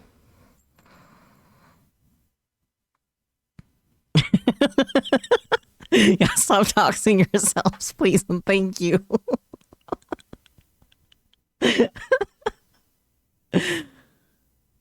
Oh God, okay. Anyways. Man, Daifuku isn't live anymore. That's okay. I got to talk to him a little bit as a treat before I started stream, which was nice. Oop. I suddenly knocked my mouse. There's not a chance anyone else is streaming this right now, right? Nope, just me. I'm the only recent video too. I guess I'm the only one that streams this. That checks out. Send it in the Discord, okay, thank you, boy.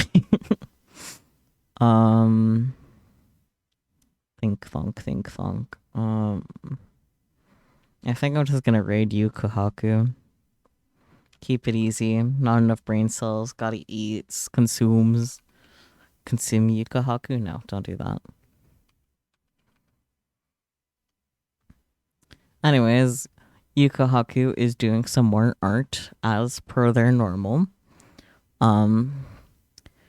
Tomorrow we'll be back with our good old Data Live and then Neps.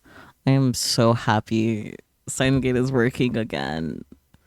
Don't eat Yusa. Alright, no thoughts, head empty. Okay, bye bye everyone.